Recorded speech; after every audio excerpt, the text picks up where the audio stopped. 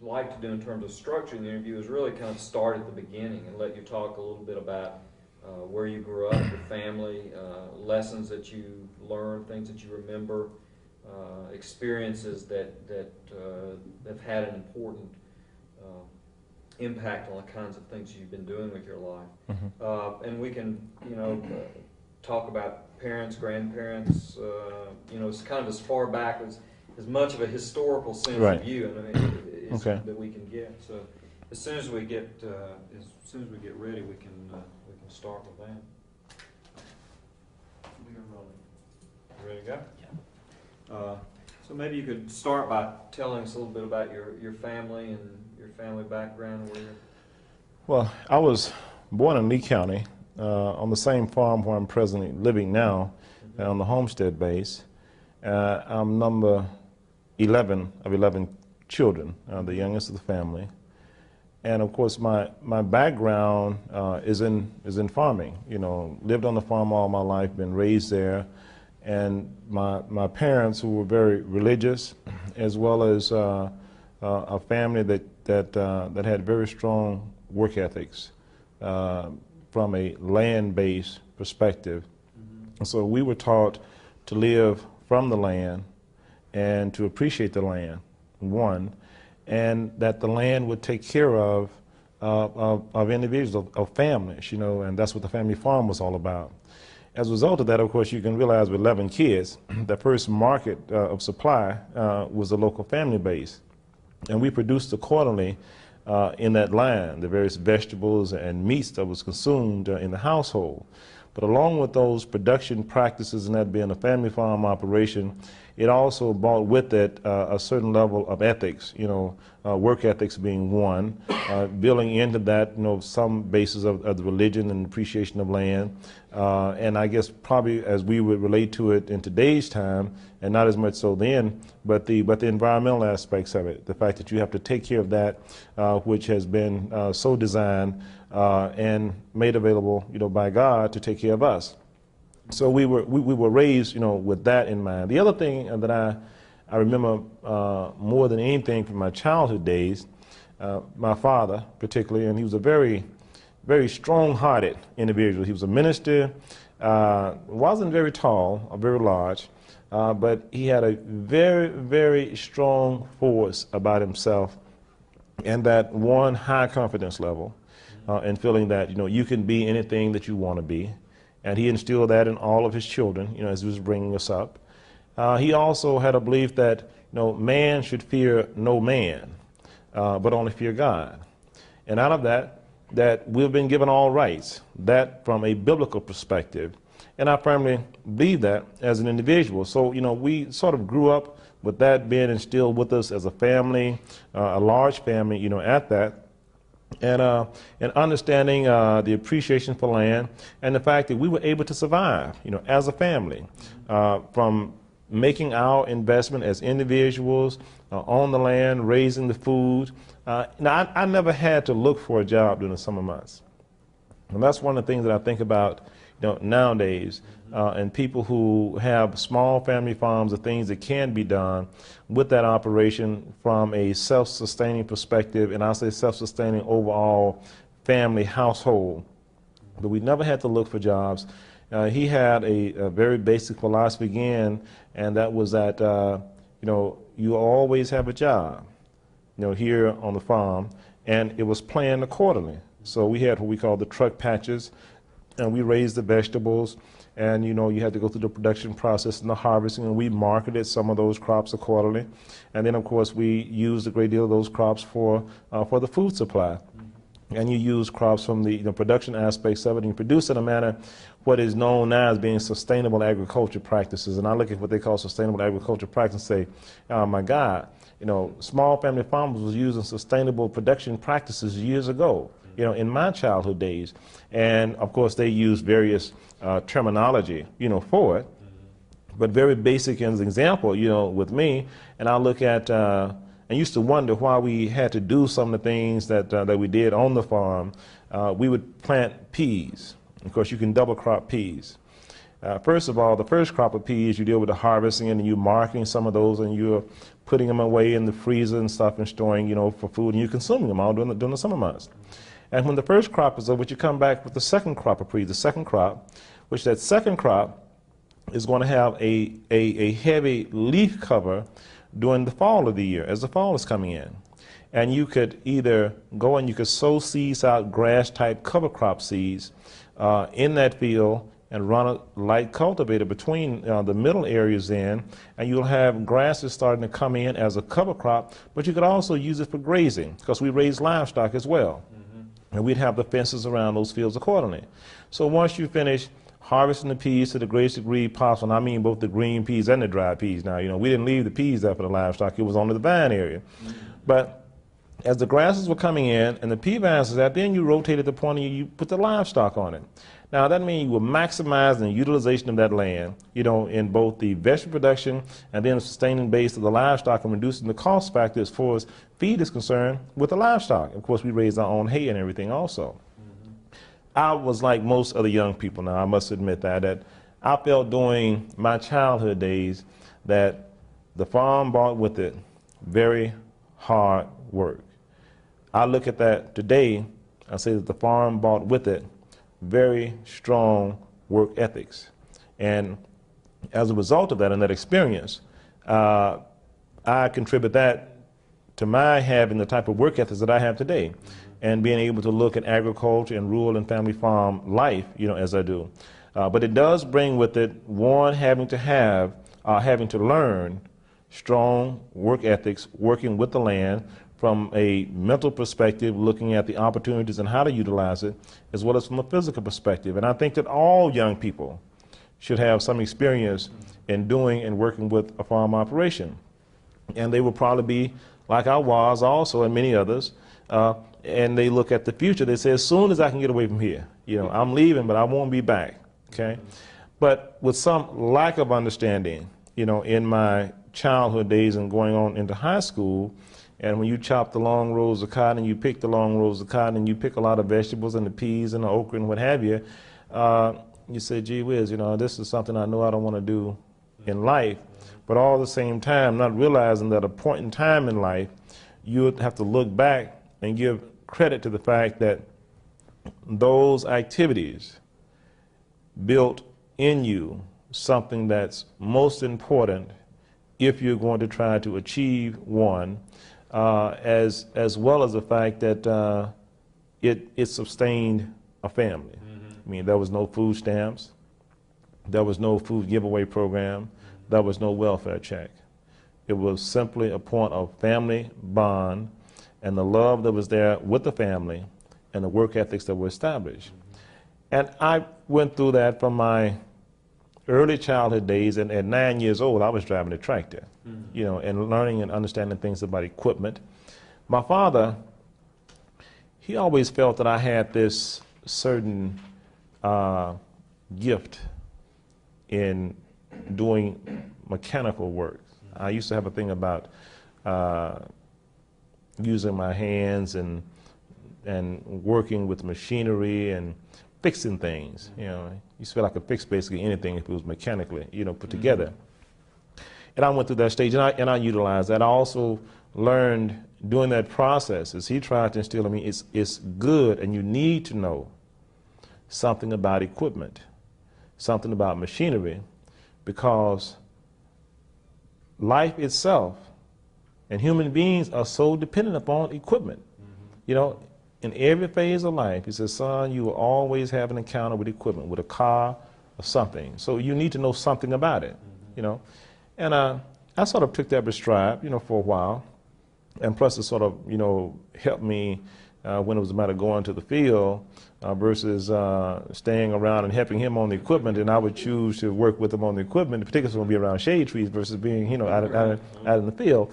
But I went through that, and he encouraged me, you know, to look at agriculture as a field of study, you know, for college. And going on to college, he encouraged me to go to college. And I was, after grade school going on to high school, I took agriculture all 4 years, you know, that I was there, and certain courses in our areas of study in agriculture that I took to be most important. And my ag instructor in leadership development was one of those areas. And a person who made a very strong impression, on my life from my 9th grade year up to my 11th grade year. His name was Mr. E.C. Burnett. Now, Mr. Burnett, I guess one of the things that's most amazing about our relationship, that is something that goes from the past even to the present. While he is 80+ years old, I had no idea that my experience with my high school ag instructor and the relationship that he ended up having, I had already with our family, because my other brothers had taken ag also. That was just sort of a given. You live on the farm, you take ag. You educate yourself more in the area of agriculture. So that relationship had been established, over the years. Mr. Burnett with my father and, coming to the farm and the visitation and what have you, because you had certain projects that you would carry out, that project relationship to the farm. And you had to plan that project from a production side. Again, it was dealing with responsibility and work ethics from a farm standpoint. Sometimes I would have a project that involved producing the crops, the vegetable crops. So I'm in charge of vegetable production. I was going to be out there either way, so I might as well do it to get a grade out of it, okay? But you had to have a plan. So you had to write that plan and conceptualize and deal with what all was involved in that farming operation from a planning standpoint, in the seed bed preparation to the marketing, and what do you do with the crops, And so that learning process, I had no idea I'd be applying it today, in my life. And that was one of the beginning portions of where I am right now. But that relationship between a teacher, instructor, what his belief was in agriculture, the contribution that he made to many young people, and the relationship between the teacher, the high school instructor, and the family. Because there was a very strong relationship between Mr. Burnett and my parents. So if it was anything that I thought about doing, in or out of the classroom, and I felt Mr. Burnett was going to see me doing it, I would definitely think twice about it. I didn't want him to hear about it, because if he heard about it, then I know my parents was going to know about it, because he was doing the farm visitations and checking on the project and what have you. Out of that, I got a couple of awards on home improvement, because sometimes you would take on projects such as during the summer months, if you weren't going to be after your farm plan portion, that you would do other type of projects. One of mine that I would do during the summer months was painting the house. And we had this, used to be White House, out on the farm. So during my high school years, I would always do the new paint job or touch up on the house, because I was taking this as a part of the training, in the vocational division portions, studies in ag. And that's, family farm improvement, with household. And all of it applies today, And so that educational was one from a classroom standpoint. Work ethics, again, that was applied directly back in the classroom in relating that classroom experience that you were having directly back to the farm operation. I had no idea during my high school years that I would have another encounter with Mr. E.C. Burnett here where I'm working now. And I guess the way that you look at things to some degree and how people can directly and indirectly have an impact on your life. Mr. Burnett, who went to school here at the Fargo site, and then was teaching me in high school. And he was a student under Floyd Brown, who was the founder of the Fargo Agriculture Training School. And Floyd Brown was a student of Booker T. Washington. So as you reflect back on some things, you look at how people's contribution in life, and particularly what has been a driving force, for me today in my life and since I've been here in Fargo, but the fact that contribution that people made years ago and before my time has had an impact upon what I've had an opportunity to do today. It was their work, their beliefs, their work ethics, overall, and how they directly made an impact upon someone else, and then to say the trickle effect and impacting upon others. If you're making equally as much of a contribution in your life, to try to make sure that it's going to have an impact upon someone else in the future. But my high school years were not all that I just mentioned with Mr. Burnett. During my grade school years and the first 3 years of high school, we were in an education system that was segregated. And of course, during my grade school years, I guess what I remember very, very vividly about the way that the school terms were, and understanding later on in life why the split school term, the black kids' school term was split in one way, where they would be able to do the labor activities on the farms, the large farm operations. And of course, whites' kids' school term was just the opposite of that, what it is, basically today. But out of that, while other young people were out of school, who were living on farm operations, and that was a part of a labor force, working for someone else's farm. My father, again, would always say, well, look, I tell you, you're not working for anybody else, we're working for ourselves. I mean, I was doing the same thing they were doing now. Man, I was picking cotton, during the time periods, and we were chopping cotton, and the same thing, but it wasn't for someone else.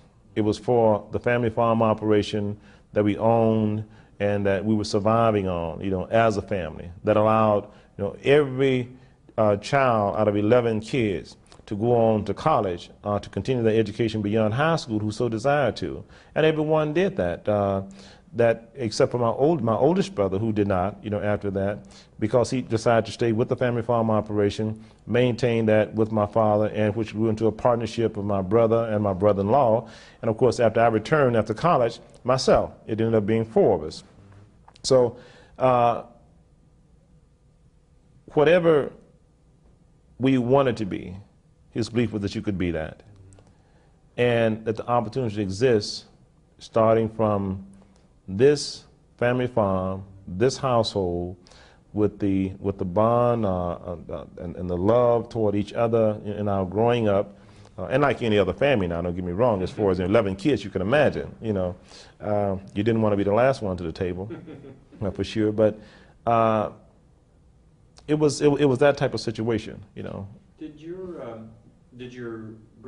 know your grandparents, and were your family, your father's and mother's family from this area, part of Arkansas, or how did they get here, and interested in that kind of?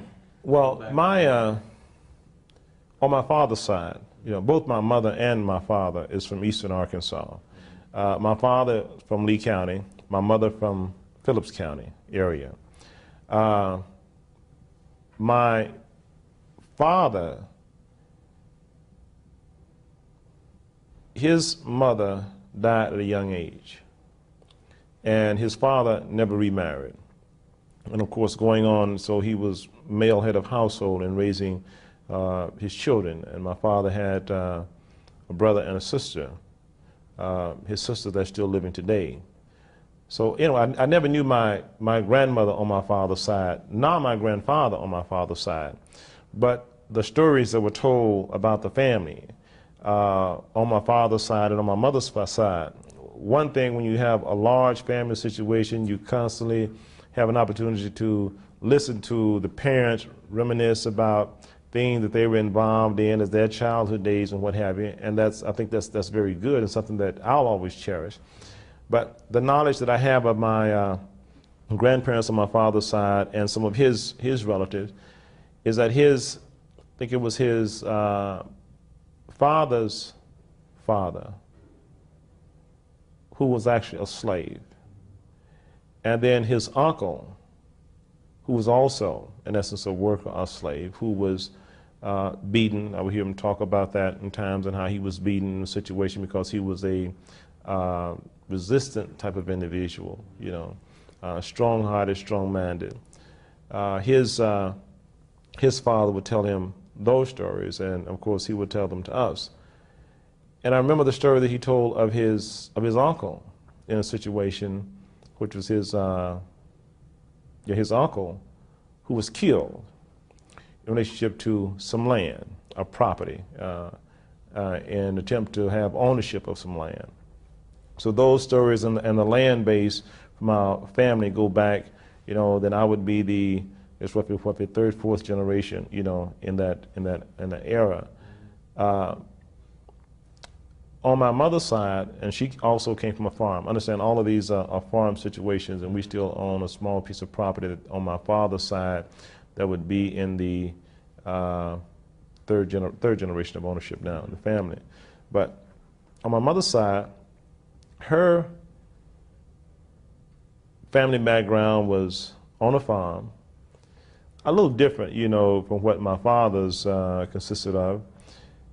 Her father was a school teacher, also, along with, having a farm operation that the kids worked on quarterly and going with to school. He was also a carpenter. He had carpentry skills and some mechanical skills, and maybe that's where I got some of mine from. I sort of inherited that. But the same work ethics from both my father's side and my mother's side. You would hear them talk about that and how they had to do this way. So no matter how you may think that your situation say hard, this is hard work, then they always had a story where it was a little bit harder when they were coming up. So your situation is not that bad, no matter what. But you often had those experiences. I had those experiences as a child coming up, and as you listen to that, and my father's brother, who lived in the same community, where we're living now. He's now deceased and passed on, and he would often visit, the home and evening times, and you listen to them talk after work, and it was sort of it was fun listening to that, and what occurred in the past in their childhood days. And the same thing on my mother's side. Of course, all of her family members, sisters and brothers, with the exception of one, migrated from the area up north, like many families did. None of them stayed on a farm operation. I went into farming, like my father did. My father's sister migrated to Chicago, where she's now, still living. His brother lived in the local area later on, but he also lived in Memphis and in Chicago for a period of time. My mother's brothers and sisters, the majority of them moved up north, Chicago, Ohio, other different areas, the city life. And one brother and sister who stayed in the local area. One was a factory worker, her brother was, and her sister did some work with factory work, domestic work, and she was a midwife, as well. So, but none coming back to that family base and what that background was, and coming up as as children. But all of them always ended up at that point. I guess you would say, as long as there's a place to go back to, there's a foundation that ties back to the roots of a family, that you will find that the visitation and the coming back will continue, and that family connection has a tendency of continuing to exist and linking back to that. We have it, today, and they say, well, we want to go back down home. Then at home, when you look at going back down home, the one thing that people can relate to very well on the older generation, with the older generation, say we're going back down home and a visit of the farm, and of course reminiscing and how things were accordingly. But that on both my father's side and on my mother's side, all had the background of agriculture, of rural life, and of course the work ethics, that was built into each household, and then of course their marriage, and was built into to their family and household accordingly. Did this land that you grew up on was land that your father gotten from his father, or part of it at least? Or? The farm that I live on now, where we're living, is land that my father purchased, and purchased, cleared the majority of it, and of course raised the family accordingly. But he actually purchased the site where our home base is right now. That must have been both a hard and a kind of, there's this real independence of kind of in the early what he was doing, around 20s or 30s, something like that. It was before my time. Yeah. You know, the initial purchase was before my time. Of course, when I was born, you know, where we are living right now, you know, he had already acquired the farm site. The first house, or first farm home that was there, you know, of course, he built it himself and my grandfather. You know, so his father-in-law, who had carpenter skills, worked with him to construct, you know, that first home house. Now, before he purchased that site, I guess there was another piece of property that's owned by his family on his father's side, you know, coming forward. My father, like many African Americans that lived on a place I guess you would call sharecroppers, a tenant type of farming. He did that for a while, but not very long. You know, at this thing, I would hear him talk about, and as he would reminisce and talk with his brother, say, well, yeah, I stayed there for a while, but I didn't stay there very long. And his experiences that he had working on this farm, and I guess what one might call a sharecropping situation, a tenant farming situation, couldn't get out of debt. I guess, of course, a lot of farmers say that today, you know, you can't get out of debt. But in that particular situation, he could not get out of debt with the land owner. And you say he had that experience in going from one year to the next year, and he decided that what he was going to do, he was going to get his own place, and it didn't make any difference what he made. If he didn't make but one bowl of cotton, it was going to be his bowl of cotton. And he built that foundation, the family, from that point, you know, forward. He was quite young then. You know, my mother and father, when they got married, my mother was 16, and my father was 18. So at a very young age, and what their experiences were, being, you know, adults. And again, he came from a situation where his mother had passed on, and his father was, you know, raised the kids, you know, with the farm operation, what they were saying. How did he make that break to? I mean, that's really a crucial step in a family's life, to be able to get out of debt, save up just a little bit of money, and then get your own land and stuff. Did he tell you how? That's an important little transition.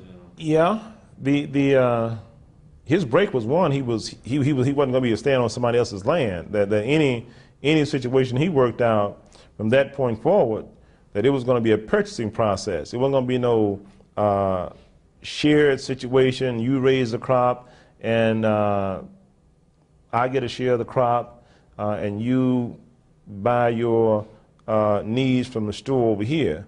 So I'm going to be buying the land because, I mean, he got a loan.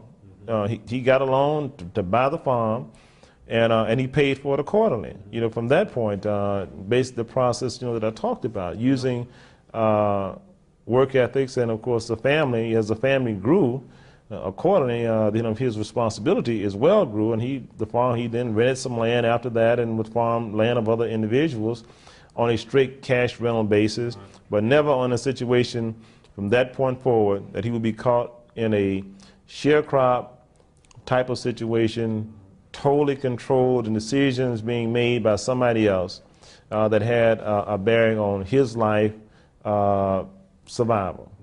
And he went from there.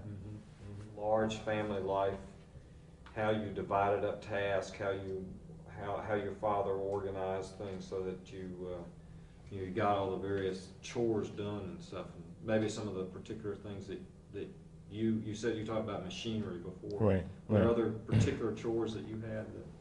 Oh yes, I had a number of chores. One being, I'm 11. I was the last one to leave home, so I spent 4 years at home, and no one, you know, was there but myself. The other is that by the time I was born and was getting up to some size and age to be able to accept and carry our responsibility, other sisters and brothers had moved on, gone on off to college, and what have you.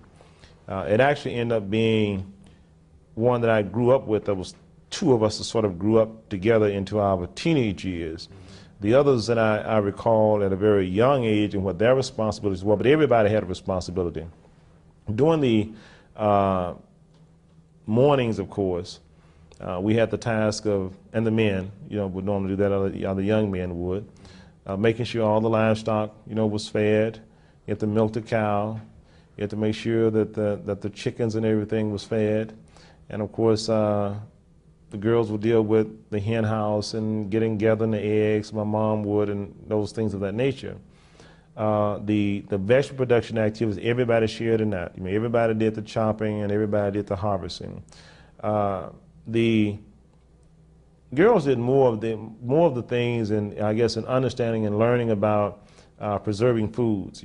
Cold pack canning and hot pack type of canning, and the proper way, and how you freeze and store food in the freezer. The slaughtering, but as I've heard some of the new generation people say, we say the slaughtering of the livestock in preparation for freezing or what have you. Basically, the men did that. Okay, so if it was cattle, hogs or what have you, then we did that accordingly. But it was a different situation, I guess, somewhat. While all the tasks, everyone had tasks and what they would do, everybody learned, what each one's responsibility consisted of, and learned how to carry out those tasks. I mean, household tasks I learned to do. Don't get me wrong. I mean, I think I'm one of the best cooks that is around, because I learned to cook, accordingly. So we, fathers, you have to help out and learn some things about the kitchen, because you don't know, son, you may be taking care of yourself for a long time, and that's a fact. So that was a given. Yeah. And of course, everything from making up the bed, doing the beds and all that. And of course, the ladies would do that, some. But also, the young man had to know how to make up the beds and do household duties, responsibility. I guess you would say he was a very liberal type of individual in that fashion, and how responsibilities were from a family perspective. And likewise, the girls learned to do things outside. The hard work, the guys did more of the hard, muscular type of things. But as far as milking a cow, young ladies learned to milk the cows, and they did some of the feeding of the chickens and the livestock. They didn't, I don't remember any of them picking up any hay. And that was the fun, and storing it in the barns. We always had the guys doing that. That was really hot, seriously hard work. But even driving the track, I had sisters that learned how to operate the farm equipment, driving the tractors. So that was just sort of a given. But the shared point, if it was a switch out, for instance, the timing basis, if it was my time to milk the cow, and I had fed the livestock, the morning before, then, well, it's your time to do this. You make sure you get the cow milked, and Arthur's going to feed the livestock. Arthur was milking, and I knew I had to feed the livestock, and take care of everything on that side. And that was just sort of the part, you understand what your responsibilities are, and Dad was going to be there. He's going to be on the outside, and it was always early rise, What time did you get up in the morning? He was looking like he was basically up every morning about 5 o'clock. So about, pick about 5:30, 6, you would normally, you're going to be, it's time for you to have your feet on the floor then too. If it was a matter of getting wood in, because when we still have this flute, a chimney in our house, then I may get in the wood this evening, I gather the wood in and get everything stacked accordingly. But if I was doing it, I may be doing the wood, then my brother would do the chips. So if I was getting the large piece of wood, then he had to go get the chips. I don't know if you know what chips and all that is used in the fire starting process. Then that was his responsibility.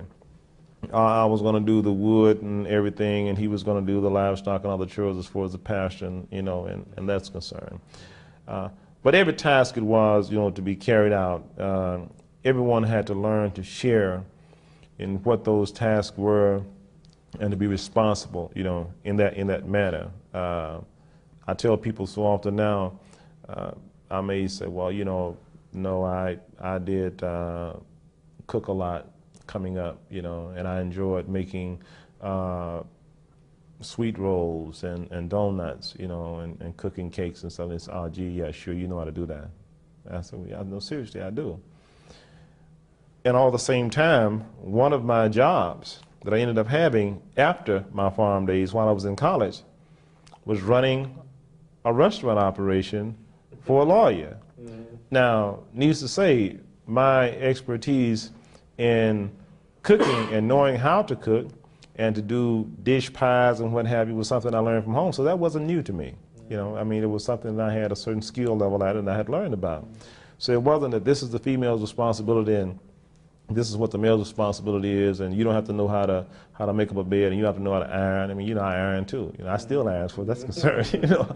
I do some of my ironing, but and that's a shared, because as you go through the process, and even in life, today you learn you have to apply that, and I apply it, today in my own household. So I iron, I cook, she cooks, she iron. It's a given. So those same principles and morals that built a family and brought it forward, and applying it even back in my own family situation has been something that's been a plus for me, and the way my children are even right now. That my son has to do some of the same things that my daughter has to do. He has to wash dishes, and he's not very good at cooking, but he does pretty good with a microwave for 9 years old, and I figure he'll get a little better in doing some of the more detailed tasks in that. But responsibility, again, it was about being responsible in whatever your assignment may have been and what you're responsible for that day. But one thing's for sure, out of that routine process, and the children, if it was harvesting the fruit, we had fruit trees, on the farm as well. If it was harvesting fruit, if I was the last one to do the pickup of the pears, of the peaches, of the apples, then when the time rolled around the next time, to do the pickup of that, or something else had to be done, that I may say, well, it's Arthur's time to pick it up. Now, particularly if it was a job a little bit easier than doing that. Now, if it was something a little bit harder, I may say, well, I'll go do that, and to make sure that he had a chance to do the other task. But typical kids, but and you automatically you're gonna strategize, with each other. You're going to try to outthink. Of course, it forces you to think, in a lot of different ways. So we would do that, consistently, and in all fun, in games coming up, and you reminisce about it, and you think about it in your adulthood, and you laugh about it also. So, well, that really was a lot of fun, and you remember you tried to trick me on this because you didn't want to do this, and what have you. What about your mother? What was she like, and what kind of role did she play in this family economy and family life?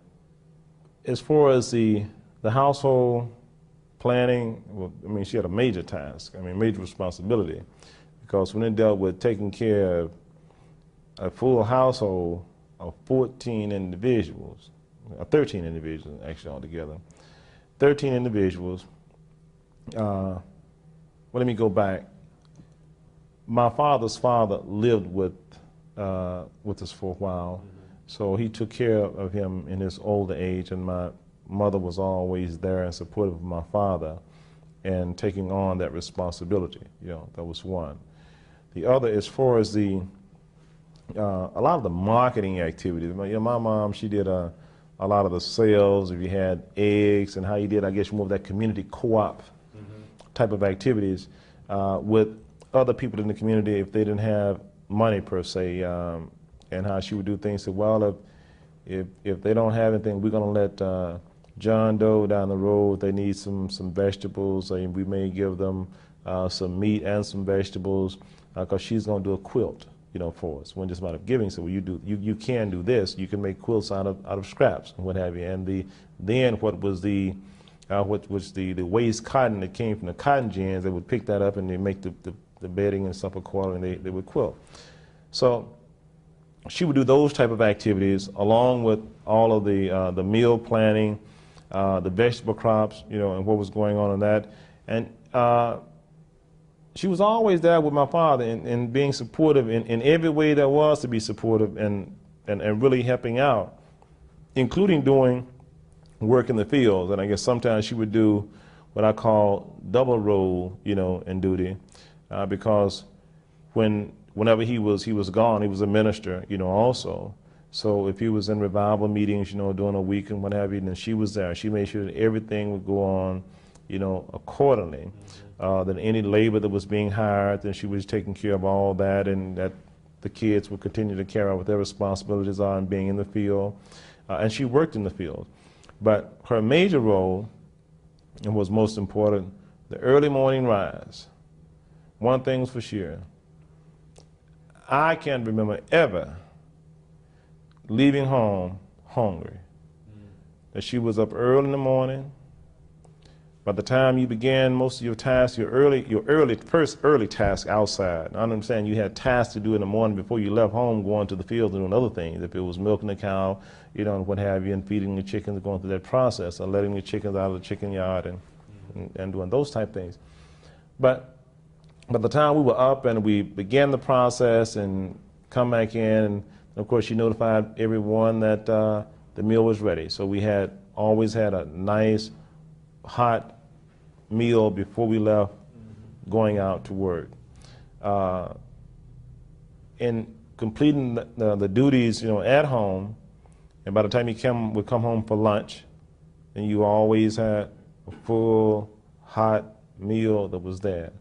And I would say probably some of the most nutritious meals that you could find, because she understood how to plan meals, particularly using the farm operation accordingly.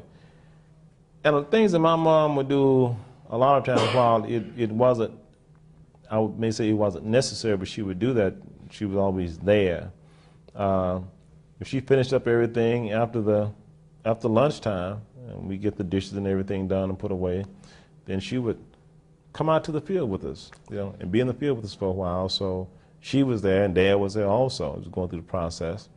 And then coming back in the evening, I guess she would a lot of times say, well, I have to leave early now. But she was participating and having that role, saying that she's doing and she's supportive of everything that my dad made us responsible for doing, or that they would make us responsible for doing. But she may leave the field early and she would go on back in home.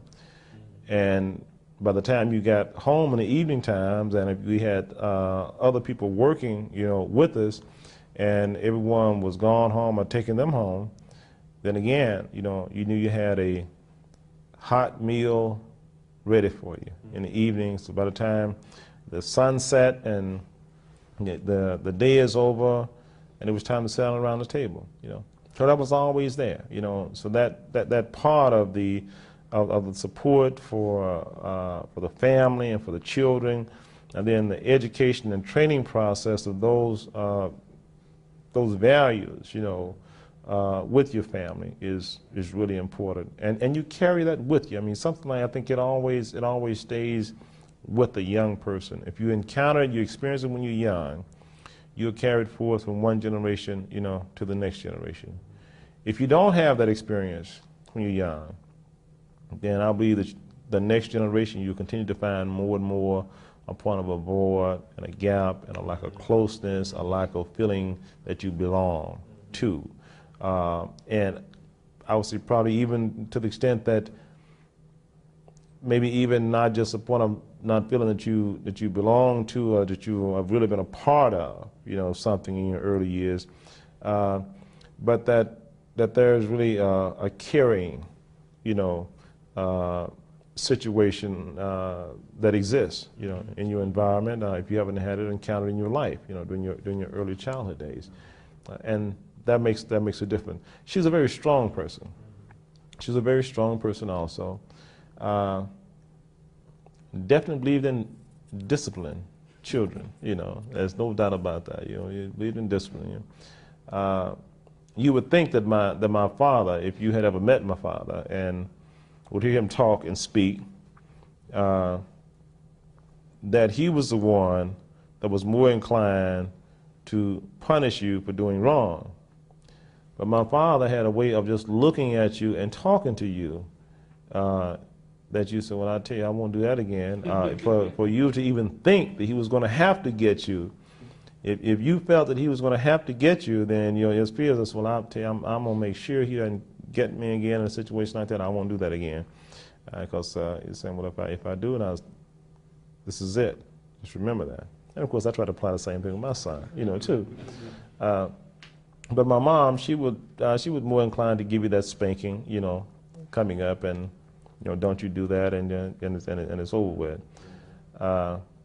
But she was a person that always supported and pushed children in their works in school. Both her and my father both, but she had a way of doing that. Did she work with you? Her father had been a school teacher, right? Too, so she had this kind of background. Right. So did she take kind of responsibility for making sure kids got their schoolwork done? She took on that responsibility to some degree, but that was just a given. You got your schoolwork. I mean, that was a given. Period. When you come in the evening, you had your meals. The time you're supposed to be ready to go to bed, and the time you're supposed to start doing your work. If you're having your schoolwork, you start now to do your work. You be finished and try to get finished with this time here. You go to bed accordingly because you had to be up at an early hour. Okay, and that was basically sort of a year-round situation. You get up, and then school is going on. You're up early during the summer months.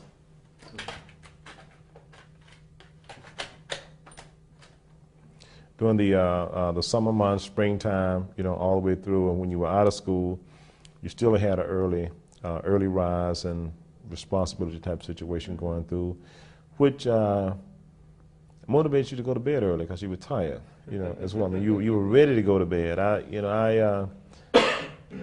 don't understand now how some of the young kids have so much of a burst of energy in their teenage years to do all these things that are not positive, in these late night hours.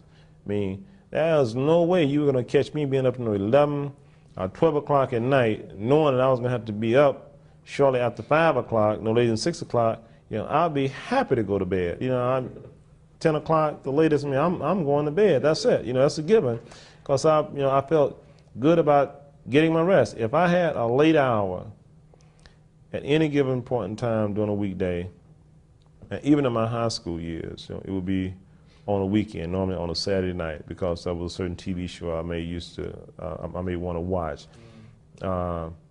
One of them, particularly, was a monster show. They called it Savard, I think, or something like that. It was this monster horror movie. And even my younger days, I was scared to watch it by myself. I wanted my mom and my dad to stay with me and watch it. But other than that, you go to bed because you had to get up. And plus you were tired, and that you were going to have some work responsibilities the next day. You had something to do. And then in the school days, it was up, and you had work responsibility to do, going to school, and then you had your tasks when you came home from school, and you had to deal with getting your lesson assignments out. After that, at night, you go to bed, and it's routine. It's over again, carrying out that responsibility. And if that's applied, I think that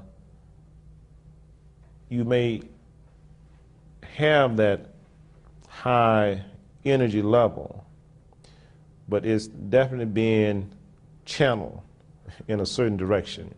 And if it's channeled accordingly, and I consider it being a very positive fashion to create or to mold an individual, in a certain manner, then you're more inclined to have a productive citizen as far as the future is concerned. All the same time, when it's not channeled, and it's just out there, it runs just the opposite. Earlier you had talked about your father speaking to you and teaching you and telling you or instilling you the sense that you ought not fear any man, only God. Right. And that we have all these God-given rights, and that's all we need, the sense of Right. equality. So along with this legacy that your family gave you, the farm, the closeness in your family, there is these other qualities, the sense of self-confidence and equality. How did your father and mother teach you those things? Was it through words? Was it through example? Was it in sermons? How did you learn those lessons? Well, a lot of those lessons was learned in church, definitely coming up in church, and of course it was Sunday school, and that were the sermons that were preached. But there were other role models as well. Again, as I found myself being in an environment in my coming up and being the youngest, then I experienced and saw situations both with my father and with my older sisters and brothers, where it was definitely there was a no point of a fear, and the fact to give notice to the fact that we do have equal rights, and that we should have had equal rights during the time period of the 60s and the 50s. While I was very young then, they were older. My sisters and brothers had gone off to college and they would return and come home, and the situation wasn't the same. Where they may have been in school in comparison to what still existed in Arkansas, in eastern Arkansas, as far as segregation was concerned. So I had an opportunity to see them demonstrate in some fashions, to go in to the place and where you say, well, no blacks allowed, whites only, okay? And they would go in anyway and make an order if it's for a cheeseburger. And the other thing that I had a chance to see, my father, in action, at the point of demonstrating that he did not back down off of situations with black or white, as far as him being, as you would say, the head of his household and there on the farm.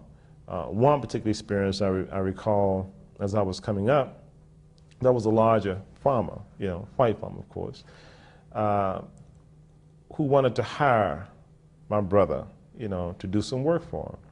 Now, understanding that he's always told we have plenty of work to do and we have farm equipment ourselves, not a large farm equipment this guy, but we had farm equipment things to work with. So he approached my brother about coming to work with him. Now, a kid, of course, you see this and say, well, I'm going to pay you this much money. And of course, he told my dad about it, according to Arthur did. And my dad said, well, you have plenty of work here to do. We have plenty of work to do around here. So, but I tell you what, I'll deal with that situation, because if there's something to be done, now you can go drive his tractor, but we got a tractor for you to drive also. And he told him accordingly, okay?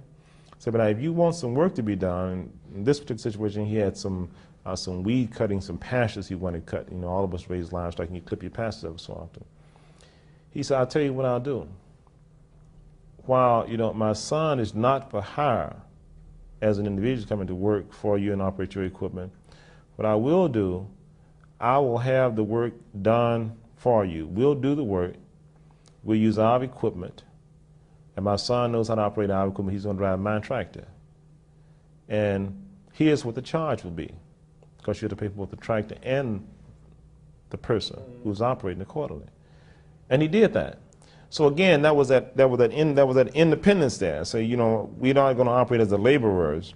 We may operate as a person who is doing contract work for you, but definitely in control of. Not that where you're in control of the situation, with us, because we do have our. And that was very impressive to me, and I guess I may have been about 7th or 8th grade then, maybe a little bit younger than that. And he would constantly talk about this. So there are a lot of ways that people attempt to manipulate and to destroy that structure base of a family and what those principles were and how we've operated. So we have a family situation here, and here's how we work, and I'll pay you, son. So he was still in control. He was still paying his children. You were still employed, and you're working for me, and I want you to drive my tractor, and we're going to do this job over here, and I'm your boss. And that's it. And there were other situations, as well, as to how he operated as an individual, and seeing him as a leader, being a minister and a pastor, and the respect that he had from the community and from his congregation, the churches that he pastored. And I always, had respect for him accordingly, because that was something I know wasn't given to him. It was something that he earned, and being, just as he said, a man that bared responsibility, and he carried that responsibility out accordingly. The other examples I have, one older brother that left and returned home, after college and then the Peace Corps, and he came back to get involved in the civil rights movement.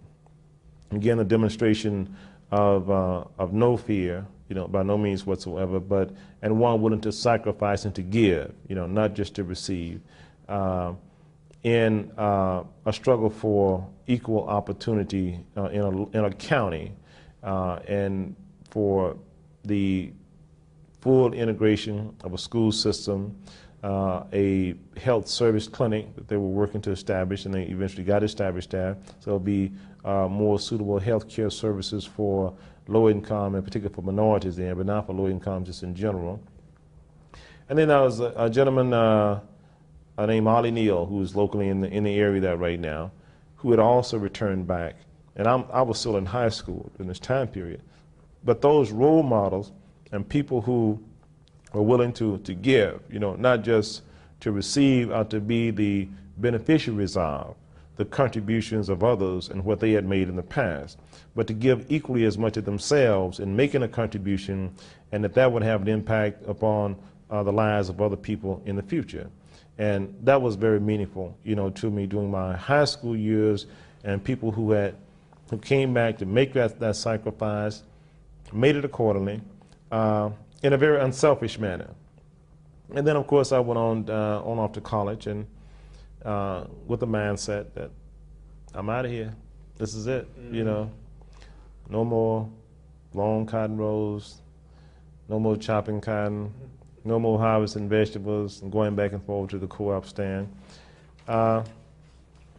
Having no idea that I would have this other encounter during my college days, going to work with for a lawyer who had some restaurants that I ended up being the manager operator on, having the opportunity to use my skills and principles that I've learned from home and understanding, cooking and what have you. But Attorney Mays, Richard Mays, who was then a state representative, later to become, a judge. But I think he respected me for the type of person, that I was then, and the way that I applied myself from a work responsibility standpoint. All the same time, he had a sense of the fact that I had no interest in going back home. And while I had, did not have that interest, he was a person who had returned home again, from Little Rock, raised in Little Rock,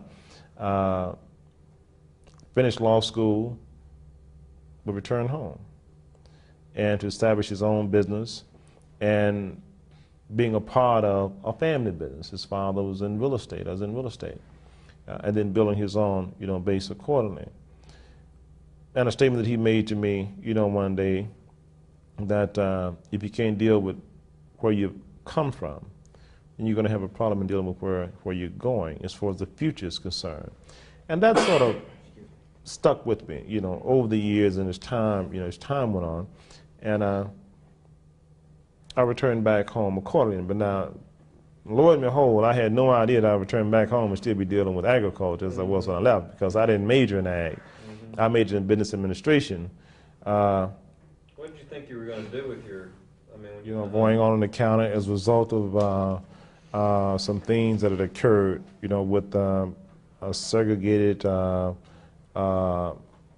restaurant operation, and one of the people who were working in the school system, and some other things that had occurred, from one situation to the other in the school system. My 12th grade year, we had full integration to occur. Of course, I had my own experience even so then, what was that like, going from that kind of world to another? That transition was quite different. It was quite different. Our 12th grade year of my class, while we had in the past had social events, dances and what have you, and things that the young people, teenagers, could attend, we'd had proms that had been consistent, something the kids look forward to having, particularly your senior year.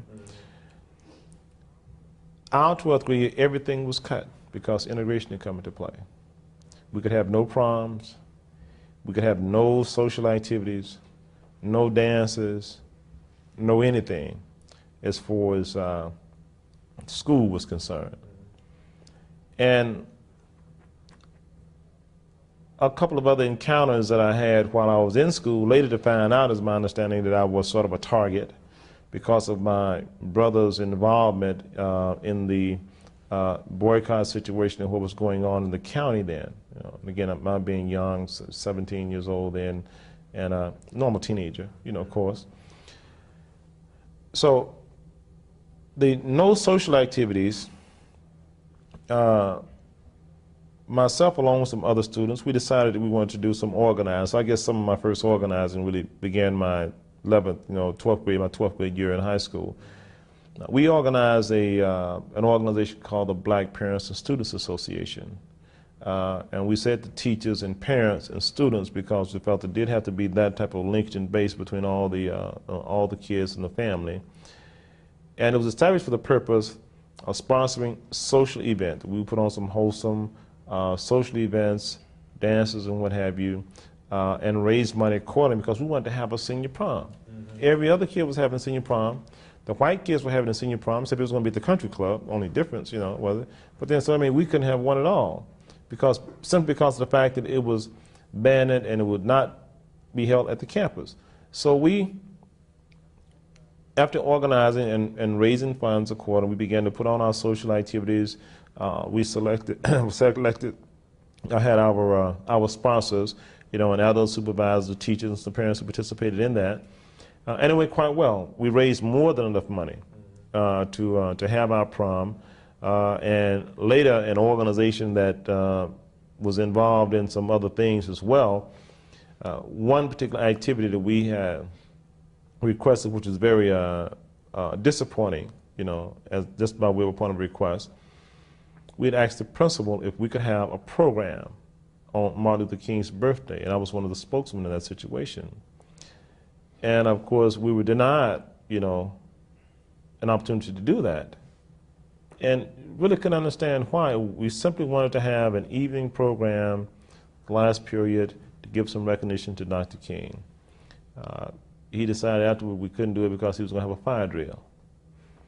And then, not only was he going to have a fire drill, and went on to the extent to say, well, I tell you what, you all can have the program at the end of the fire drill. Now, how can you have a program at the end of a fire drill is going on? You're going to have a program at the end, and this is the last period in the school day. I mean, that's ridiculous, okay? So that wasn't working very well. So we decided to organize ourselves and to have our program again in the community. And we had to go back to the community and to the church accordingly. And this was prior to the prom, even coming into play. But the fact that that organization had been established to work and to put on events and to do things in a structured manner, and the results that it did some other things also that related directly back to things that were important to the community and that was important to black children, African American children over the years, particularly what Dr. King stood for, okay? And we did that in a very nonviolent and peaceful manner.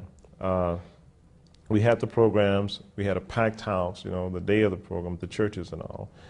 And we had, I would say, probably about from a 90 to a 95% or more stay out of black students, which really established quite a bit of shock on the part of the school system and the county. Yeah.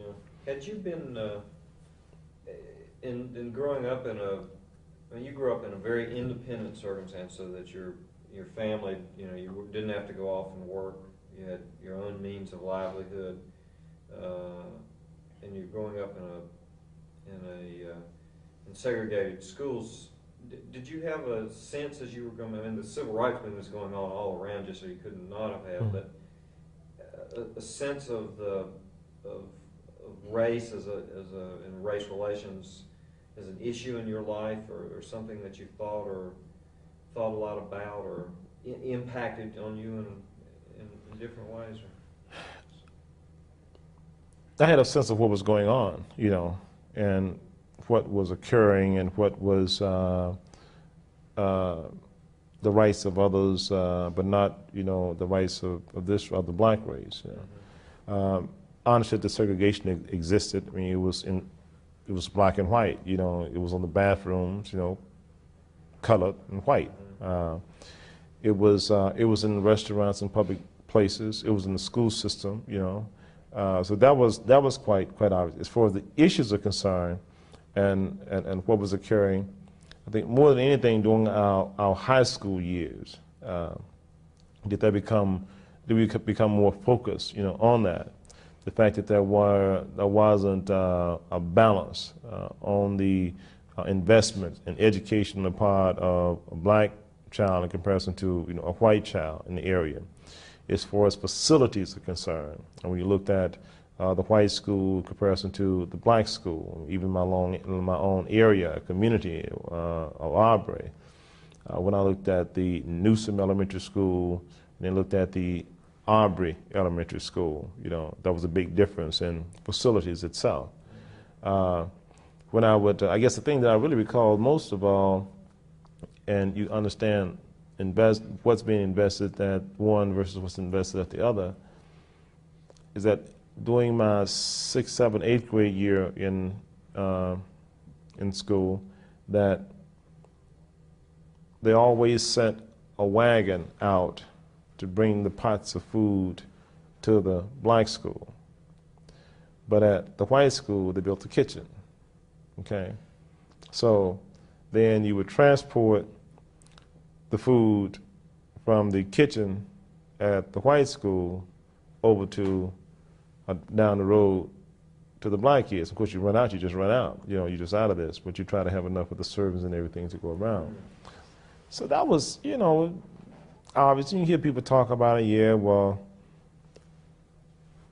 whites have the kitchen and all the facilities, and they have some black cooks hired up there, but we don't have no kitchen down at the black school. They got to transport stuff up, and the food is getting cold by the time it gets there and all that. So that was, but not until high school years where we became more focused on this being an issue and the fact that people were doing something in an attempt to try to resolve it, you know.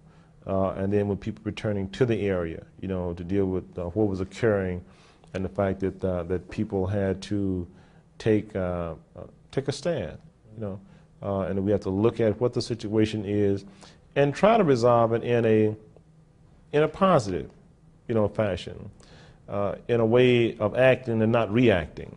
And of course, you know, that's the thin line, you know, whenever you're dealing with an issue of if it's race, or if it's an issue, or just point blatant disagreement about anything, you know, whether it's going to be a violent point of a situation, or it's going to be a point of nonviolence, or it's going to be an issue, a situation that's going to be resolved by acting versus reacting on the part of the individuals. So that was experienced during the high school years. The organizing that took place with the Black Parents and Students Association, I ended up being president of that, but I think that it was definitely it was a process that was a response to an issue by way of individuals acting, not reacting. Because the next year after our graduation, 1972, I think it was, while we demonstrated our support and recognition of Dr. King in a nonviolent fashion, the next year turned into a violent situation where the students at the school attempted to stay out to demonstrate, and the principal called in the police force, the fire department, and they turned water hoses loose, you know, all on the kids, and that's also, you know, in the archives of what occurred, you know, here in Arkansas. And so it went from a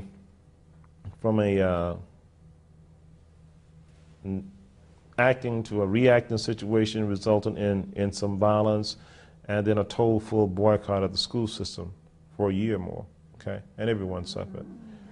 Everyone suffered as a result of that. The county suffered, okay? The district itself. And of course, delayed time with some students getting out of school, you know, according, graduating. Yeah. But of course, that sacrifice was made to demonstrate to society and to the leadership that existed then that you know, it would not be tolerated, you know, on the part of a people, you know, as a whole. So those things had a major impact, you know, on my life, looking at where I was directly involved while I was in school, and those things that occurred even after I got out of school, but it was still occurring in my community, in my county, where I'd grown up. You must have been ready to get out of town by the end of your senior year in high school. You must have been ready to go off to school and get away. I was more than ready. I was more than ready. You know, I was during the summer months after we had finished our laid-by crops, you know, at home on the farm operation. We would sometimes go off, and I would visit. Being the young, she had an opportunity to do that, to visit some of your other sisters and brothers, you know, who were grown. Of course, that particular year, my senior year, I went out to, I think it was Colorado, for a while after school, and after, you know, we'd gotten things caught up on the farm. But I felt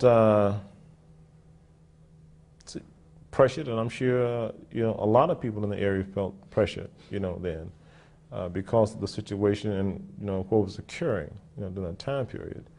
I was put out of school, you know, my senior year.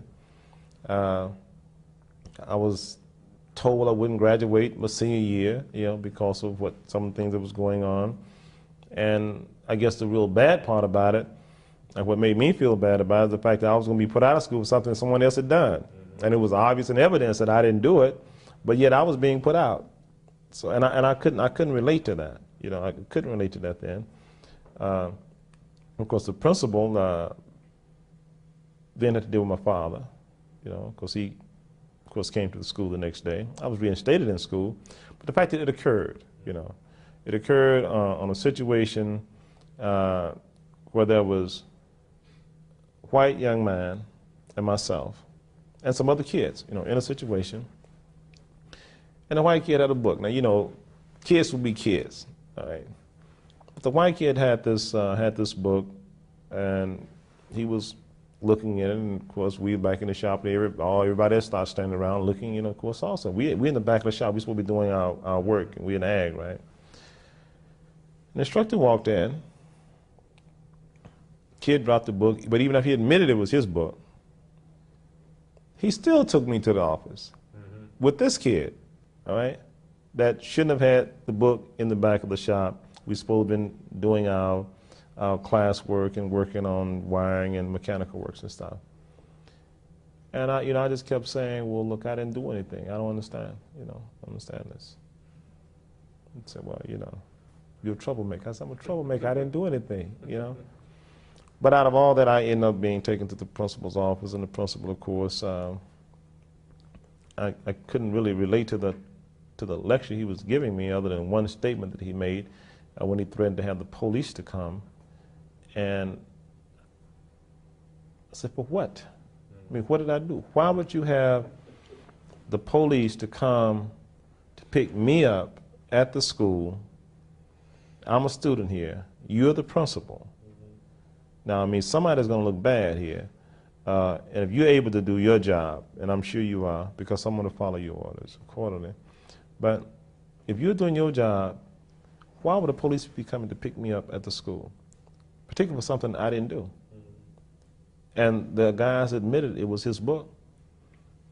We should have the whole class down here, or the majority of us, particularly all those that were standing in the circle, you know, around looking. But of course, I think that sort of angered him a little bit more too, the process. So it was a done deal. Then I was out of school, and of course, I told my father about it. And the next morning, you know, we went back and we had this. He had this discussion, and again, I think he demonstrated in a very positive manner that he was going to stand up for what was right. That's one, and that there was no reason why I should be expelled from school. And there was no reason why you would be threatening my child with saying that he would not graduate for something that someone else did in that particular case. And saying again that if I was wrong, he could see and he could understand it and would be the first to say yes, he should be punished. But with the admittance of the young man that was involved, who had the book, then why should he be a victim? Unless you're going to take everyone in, you know, as being that. So I was back in, and that led to some other things. My high school year, I graduated as the first Mr. Black Lee Senior High School. You know, there had never been a black Lee Senior High before. Of course, obviously, it was basically all white school. You would have a black one, but the first year of integration, I was Mr. Lee Senior High School, which was shocking, first of all, because I didn't think I was the most popular guy on campus. You know, I didn't play football, and, you know, I didn't play basketball, and had pretty good grades, you know, above average, a B+ average, and I wasn't one of those superstars. So, you know, so when I was elected the Lee Senior High School, Mr. Lee Senior High School, I was sort of shocked. And I guess it has something to do with, you know, what my role had been in the some of the other planning and the organizing, you know, within the system, and that those things that was done, they were not done in a selfish manner, but they were done in the interest of everyone, you know, particularly those who were victims of decisions that were not in their best interest, you know, from that standpoint, from a social, you know, life standpoint. What did you plan to do then when you went off to Arkansas State? What were you thinking about? What was your future going to be? To get out of school, Yeah. get the 4 years behind me, and probably leave the state, you know, in a very direct manner. Of course, all that changed, you know, after I got there. I met Sarah Lee Shumpert, you know, who is now Sarah Lee King, my wife, and we decided we were going to marry, you know, at a young age, of course. Her parents, I guess, sort of like my mother and my father's situation. My dad had a farm background, and coming from the farm, and that's it. My wife had a family background, household of educators, okay? Her father was a principal. Her mom was a school teacher. Of course, they owned land, and she did farm work also, you know, work on the farm and what have you. But not quite the way my situation, you know, was. Mine was total farm, you know, full farm, family farm, you know, type of lifestyle. And much compatible to my mother and father. And I often think about that, you know, yeah, I often think about that, you know, sometimes. I said, gee whiz, you know, my mother's dad was a school teacher and carpenter and person who worked in that area. And of course, my wife, her father was a principal, school teacher, and carpentry, you know, skills, and did electronic works and what have you. And her mother was a school teacher. So that was a lot of likeness, you know, there. And I guess, you know, sort of like just destiny. I don't know. Sort of turned out that way. And you know, we decided to get married. And Jonesboro a little bit different type of community area when you're in school, in college, and you decide you're going to get married, and you want to try to, you know, as my dad always taught us, son, once you decide to get married, you got to be a man. You got to be responsible. You got to be financially responsible. And I was not financially responsible at that point in time because he was taking care of the bill. But I decided to get married, and I was going to get a job, you know, doing some things. And some jobs existed, but it was going to be difficult to have a job and go to school, you know, in that situation there. You either work in the daytime and not as much flexibility.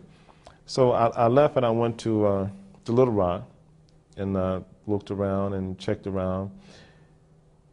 And the first job I got was working at a door company. I did that for a while as a press operator. My mechanical skills came in very good during that time period because it was working with hydraulics. I understood hydraulics from being on the farm, you know. I ended up getting the job over another guy who was older than me, and I figured I had no chance as far as competition was concerned when I was applying. But as I went through the interview process and the question about hydraulics, I understood the hydraulics and the lifting, what have you on that, which got me the job.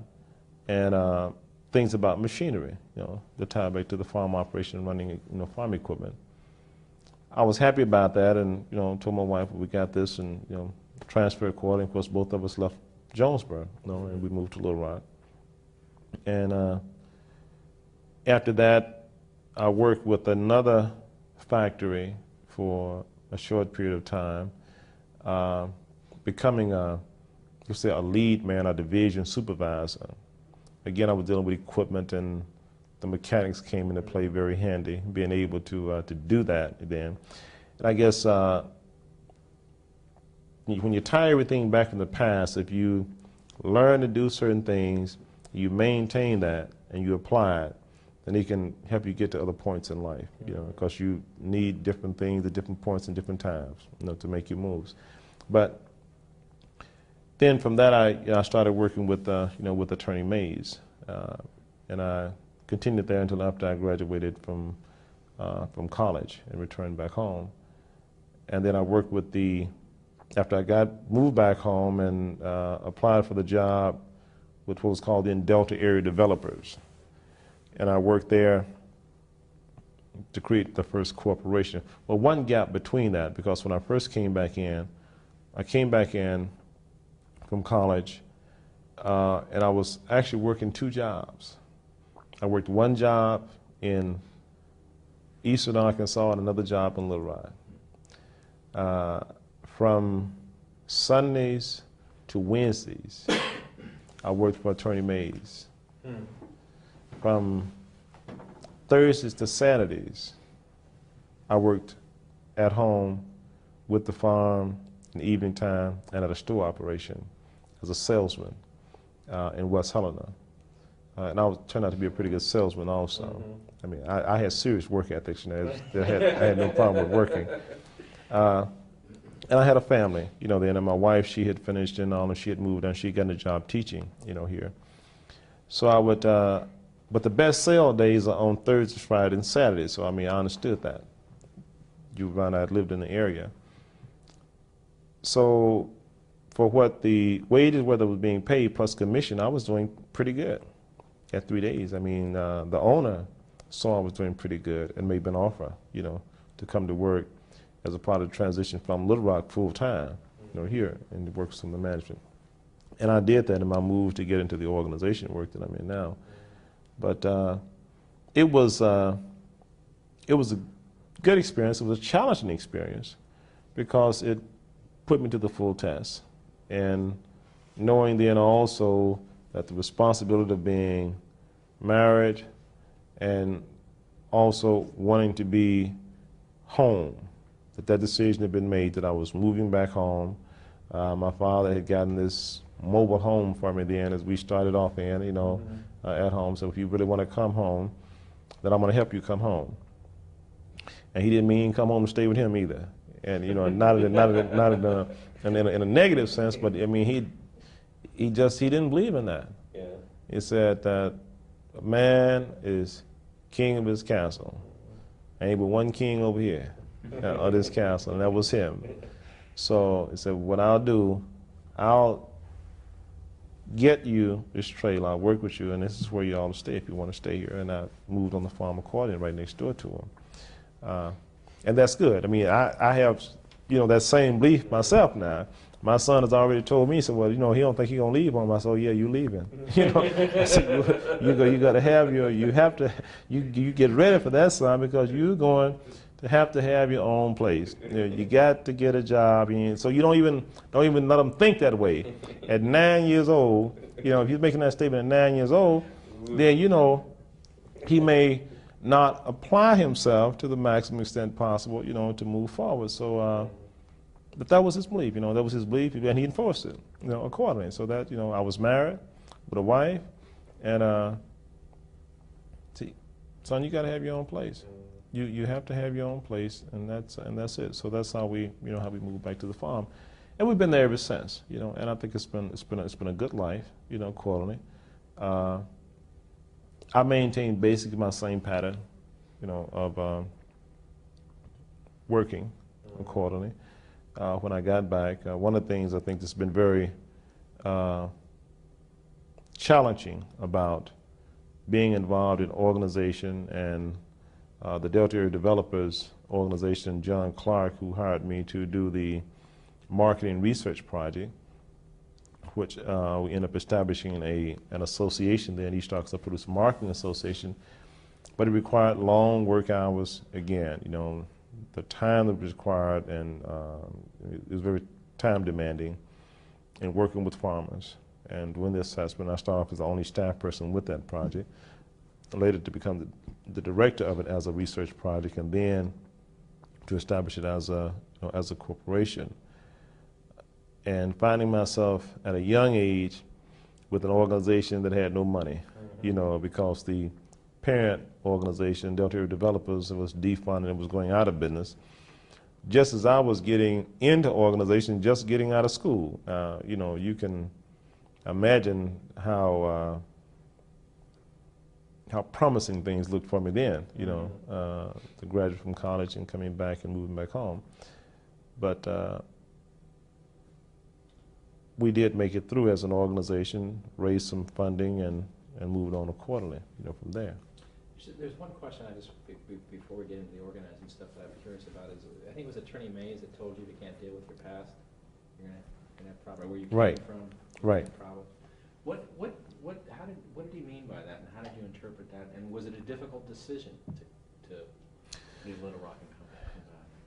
Well, it wasn't a difficult decision, Attorney Mays knew I had an offer, a job offer, and I could have moved gone down to Florida, into management. I'd been working in management with him. But I guess it was that type of an attitude, that I said, well, there's no way I'm going back home, down there, and that's the way people communicated quite often, and even today, you always look at that as being a negative, so gee, well, it's hard times down there. I can't deal with that. Now, I've dealt with it I dealt with it with that more years than I dealt with anything else. At a young age, why wouldn't you be able to deal with it? You're supposed to be more prepared to deal with it now than what you were then. So why couldn't you deal with that? And as I guess thought back through the process, and another thing that my father used to always say, he said, son, you see a problem, you see a job, there's work to be done. I mean, the pay is a different thing, but there's definitely, work to be done. But I won't say it was difficult. It was something that just sort of stuck with me, because he said it in a very firm fashion. One, here's a guy, he's a state representative now. Yeah, I'd never been around a black state representative and lawyer also in Eastern Arkansas. I mean, that wasn't a part of my environment by no means whatsoever. So for a guy who was a state legislator and a lawyer and a business owner on top of that, I mean, you stop, you listen. And then to say, I came back. Because he could speak from that standpoint. He was back. He had finished law school in Washington, D.C., Howard University. But he didn't stay in Washington. I mean, he returned. And he had opportunities in Washington. So it was good. So, you just sort of, plus he was my boss, too. But more than anything, the fact that him saying that, you could relate very much so to it because it was something he had done himself. And the fact not only had he done it, he had also progressed accordingly at home. And he had been a leader in his own community. And he had given back to his own community. So that's... Did you see yourself doing that, or, I mean, or just, I mean, was there a sense of there was a larger job to be done here? I mean, did you kind of envision a future that you've had exactly, or? I didn't know exactly what the future would hold. Now, my coming back, attempting to make that move was, I guess you would say, somewhat difficult. My wife had a desire to come and supported the fact that, you know, I said I wanted to come, and she liked the area and she liked rural life. Oh, she and, did. and wasn't, yeah, that fond of the city, you know, style of living. But the other thing, I guess that was most difficult about it was that as I began to deal with that transition process, and some of the people that I respected, you know, who were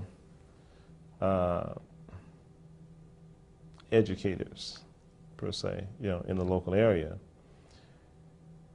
And when I was coming back in, and I said, well, I told this one person I bumped into and taught me in high school. So what was I doing? I said, well, I'm getting ready to try to move back home. So he asked me, he said, well, what was your major in college? I said, it's business administration. He said, oh, well, you won't be able to make it here because you're going to have to either teach or work in the factory. Or work at the farm, unless you're going to farm. I said, well, the farm is there. That's for sure. I can work at the farm, on the farm side. And that was sort of discouraging and dismaying in some sense. But I said, you know, I'm not going to be a school teacher. So since I wasn't a school teacher, my plans were to apply my skills and my major accordingly. I said, well, I'm going to farm some for definite, and I'll apply my business skills to the farm. So that was the initial process. I was farming, working with, I really never really quit farming, I guess you would say. Mm-hmm. Because even in my college days, I worked on the farm, you know, during the summer months. Oh yeah, I would work on the farm. During the summer months, I would come down and help out my brother, my brother-in-law, my dad, you know. So I never really, you say, I just really didn't ever just really leave the farm. And that found break, I guess, away from it would have been when I was finishing college and said, well, I'm going out of state, and this is it, you know. I'm too far away now to come home on weekends and do anything on the farm. Mm-hmm. So the transition process, you know, coming back in, seeing myself being able to use my major at first, I thought was going to be sort of difficult because I hadn't related a degree in business administration to farming, you know. It wasn't an ag, and I wasn't a teacher, so I mean, I wasn't going to be a county extension agent, and I wasn't going to work for Farmers Home Administration. I was thinking I did work for Farmers Home for a while, but definitely not immediately, you know, coming in. I went to Farmers Home Administration to get a loan as an entry-level farmer, and I read the policies. They turned me down. That was discouraging, you know. But of course, it motivated me to read their policies much more then and to understand. I said, I know, based on everything in these guidelines, eligibility requirements, I qualify. But they rejected me. And their rejection on me, as an entry-level farmer, was saying that my income was too high based on what I was making as a manager, operator, working for Attorney Mays, and then my wife had just started working. I said, but that's not what the regulations say. The regulations say that if it is necessary for an entry-level farmer to maintain their off-farm income in full while establishing themselves as a family farm operation, you can do that up to 5 years. And you make your final determination then.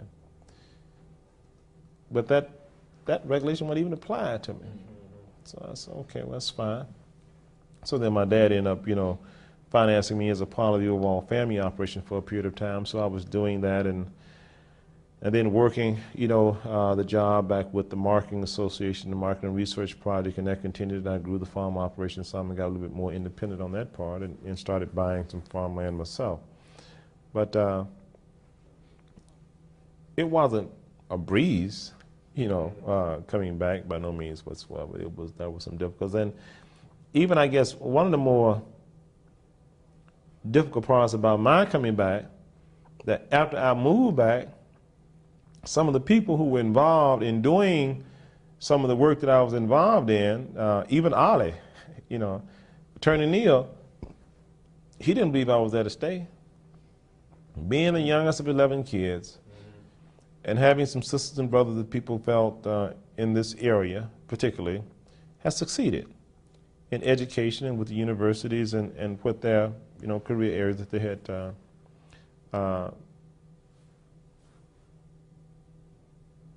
found themselves in. So coming back to Eastern Arkansas,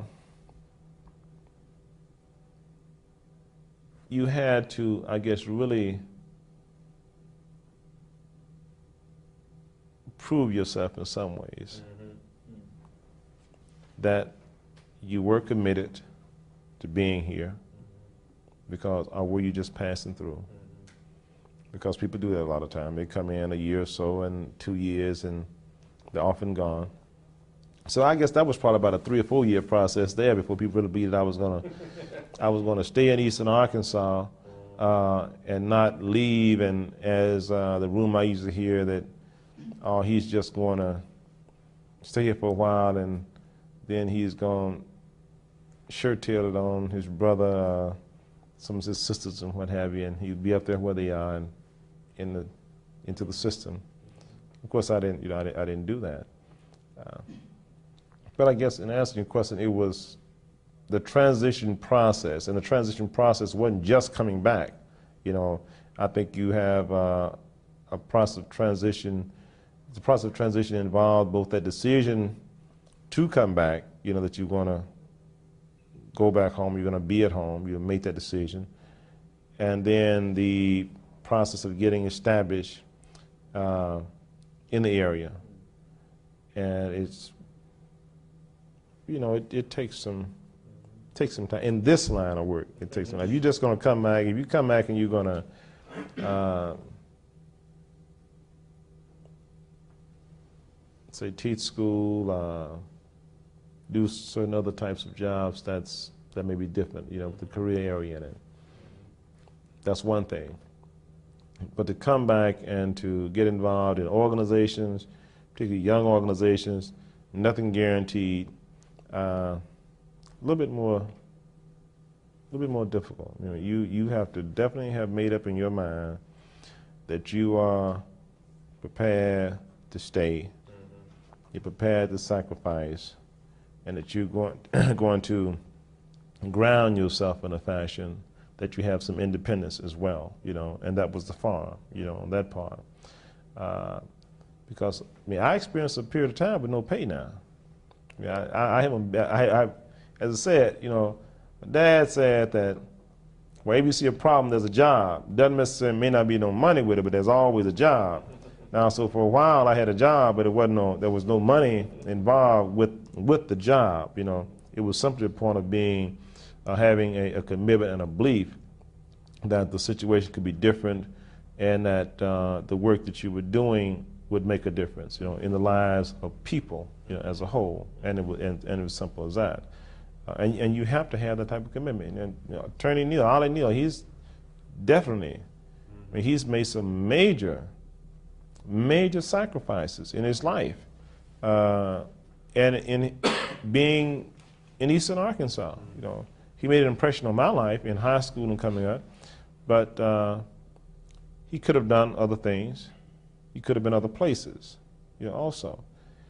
But he decided he was going to stay in the Delta and in Eastern Arkansas, and he was willing to give of himself to make a difference.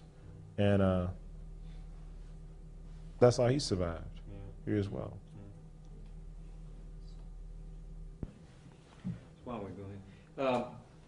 So I think what we'd like to do now is maybe you could just tell us about the foundation, the founding of the Arkansas Land and Farm Development Corporation. Maybe just a little bit, kind of the history of that, what happened, who were some of the people involved, and some of the issues it was trying to address in this first Okay. few years. Right. Well, Arkansas Land and Farm Development Corporation was founded back in 1980 as a nonprofit membership-based organization. That organizing process began the first part of 1980. We established it as a corporation in September of 1980. Some very key role players in it from across the state of Arkansas were people such as Dr. S.J. Parker, who had served as the Dean of Agriculture and Home Economics, University of Arkansas at Pine Bluff, and had a very strong reputation for his contribution to agriculture and family farms, in particular black farmers, and their survival and cooperative activities. Other individuals were Thomas Vaughn, and who had also been involved in eastern Arkansas. He's from Lee County, where I live. Had been involved in organizing cooperatives back in the early part of the 60s. And John B. Clark, who gave me my first job after I got out of college, he was involved in the organizing process. Man named Willie Booker, Larry White, Miss Teal, Ira Harris, who had been involved in co-ops also and organizations and agriculture contributions, Richard Goldman, Attorney Berlin Jones, Mr. Ethan Lewis, all of these individuals, along with many others, from across the state, organized and began to discuss, as we were discussing the whole issue of black land loss in the state of Arkansas, what was occurring, and what had occurred from the past up to the present point, and what that trend was. When we looked at the approach to address that, either as a group or as an organization, of course the decision was to establish an organization, and in doing so, the mission was to stop the loss of black-owned land and continued decline accordingly, and to approach it with strong emphasis on advocacy. And that's how we initiated, our efforts to deal with land loss in the state of Arkansas by blacks. Of course, that led into advocacy work from a media standpoint, newspaper articles that were written. There was one news story that was done by a gentleman who I consider as being a good friend of mine now, named Jack Hill, who was working with Channel 8 out of Jonesboro, Arkansas. And he first came to the area, to eastern Arkansas, to look at the organization, the issue of land loss by blacks, and the legitimacy of it. Was it actually happening, and how was it occurring? Of course, as a result of that, what was intended to be a news story, one evening news story, a number of afternoon or evening news stories, turned into being a special report, and leading into a number of other areas as relates to land, all of which were not legitimate, per se. And I think Jack probably got pretty intrigued by what was occurring, and I think it also probably may have been somewhat disappointing to find that people use other people the way that our system, our society does, and take advantage of individuals. So he developed the report accordingly on the special, an interview with myself, Attorney Neal, who was doing some volunteer work and support on an ongoing basis with the organization, and involved in the advocacy aspects of it, and providing some of the legal direction, of what needs to be done. Attorney Baxter, who was Pamela Baxter, that was involved in with that. That particular story became an award-winning, story as well. It also ended up capturing some other elected officials in some acts that were actually criminal, which was a part of his finding. And I guess somewhat, leading Jack to a situation where he became victimized himself in some ways because of actions that was taken on him. He got beat up, in the area. He also lost his job, with Channel 8, and but he was one that was committed, and it was very positive with the organization and understanding the importance of being an advocate and what our role really was as an organization dealing with the issue. That role as an advocate moved at a very rapid pace with elected officials, certain state legislation and changes that came about in tax laws, attempts to bring about change in the laws in relation to air property in the state of Arkansas, along with meetings and discussions at the national level, drawing both some recognition and reputation, for the organization. In 1984, as we were continuing to operate from an advocate standpoint, we moved into doing more technical assistance for individuals, where we became directly involved along with the advocacy and educational type of workshops to doing some referrals for legal assistance based on the type of case work that was needed, to studying regulations and how that applied to whether they were being applied properly on eligibility requirements, such as myself. I was turned down when I was eligible with Farmers Home Administration, and assisting in doing plans, farm plans, and informing and trying to train people how to do that. And we got involved with a case that involved reclamation, which is here on our base site here now.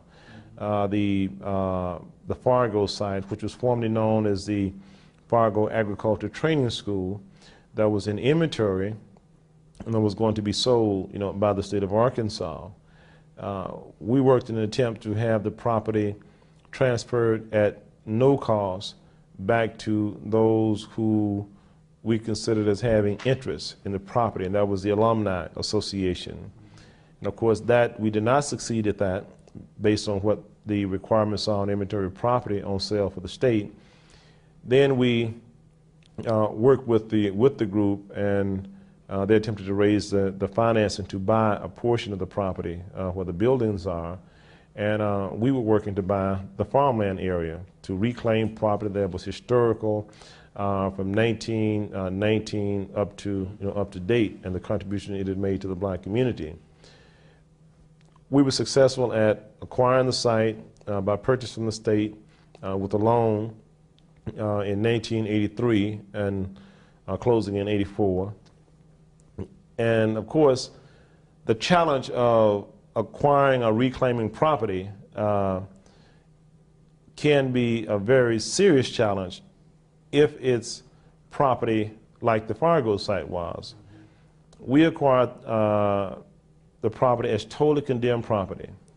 None of the buildings here on the site was in a condition where people could stay in them. It was totally condemned, basically turned into a garbage dump, for the most part. The windows was broken out.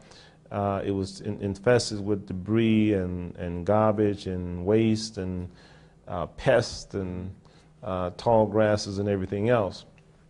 The board of directors made a very sound decision, in saying that if we're going to be based as an organization to deal with land retention, that our first challenge was before us. Because as a Arkansas Land and Farm Development Corporation, we now had the opportunity and the challenge to develop some property. The only problem was that we had no money. To develop condemned property with no money, you can have a serious challenge ahead of you and a loan to pay off, on top of that. So following the direction, of the board and the membership, of the organization, we moved to the site as a condemned site in 1984, June of 1984.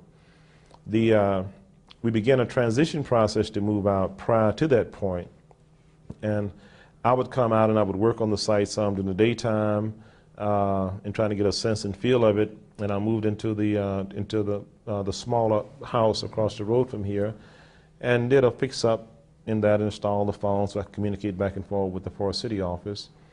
And then from that point, we moved the whole operation out. And where we now have our Head Start program is where our first office operation was established. We use a self-help approach, getting the community involvement and participation, getting the two houses where they could become income generating, and we lease them out accordingly to bring money in to pay for the paint and the electric bill and other things that were ongoing.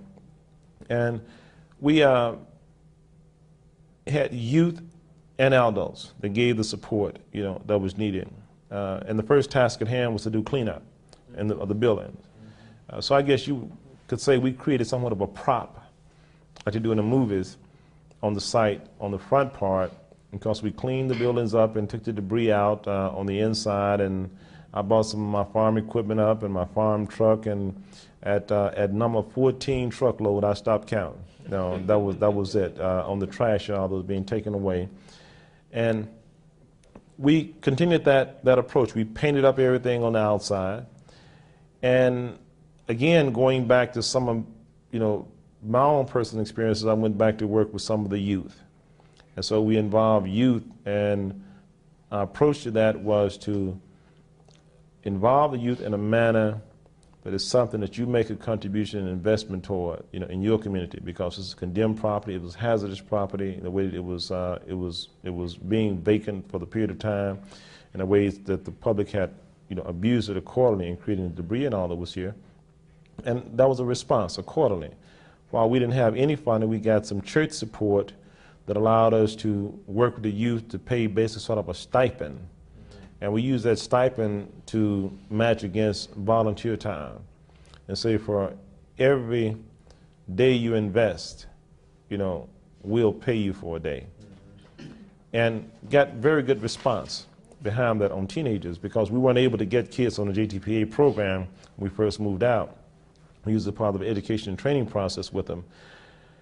And we continued that process, each summer with youth and adults, volunteering time and supervision, and doing some renovation and paint up and the vocational aspects of it. We were able to acquire some equipment and saws where we did some cutting and fixing up and just, from one step after the other.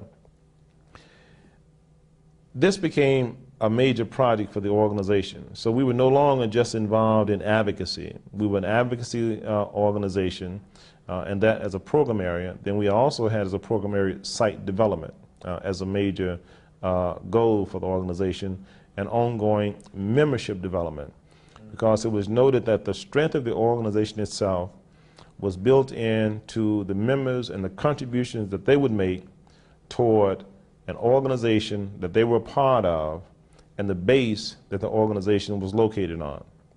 So we moved more in a more aggressive manner to build the membership and the membership's participation, and of course the contributions from the membership. And those special contributions, when they come in the way of $1, $100, or $50, or what have you, it counts up and it makes a major difference in a self-help approach, for development. In the advocacy area and technical assistance, we found ourselves having to do a lot of study on regulations and legislation, upcoming legislation and law changes, and how it would affect our constituency, black farmers, in relationship to land laws. Needs to say, in 1985, and those things that were coming up in the new legislation, we had somewhat of a, I guess you would say, an advance notice of the impact that the 1985 Farm Bill was going to have on family farmers and on black farmers particularly. We moved to bring experts in 1985 from Washington, D.C., a gentleman then who was heading the Office of Advocacy and Enterprise called Sam Cornelius. That gave us a very good briefing on what was occurring and the fact that it was going to make a difference. Someone as a specialist sort of confirmed what we were saying to the public and to the membership. That put us in a position then, coming from a government specialist and then an advocacy organization, saying, well, obviously they are right in their own track, and they brought the people in to confirm that, and we got more of a response coming from family farmers, from the black farmers particularly, as the packages began to be mailed out in '85, and then the changes, the halt being put on that in '85, and then the remailing and starting back over again in 1987. So between '85 and '87, we had to aggressively address what was occurring and what was going to occur on a continuing basis in '87 from an educational standpoint.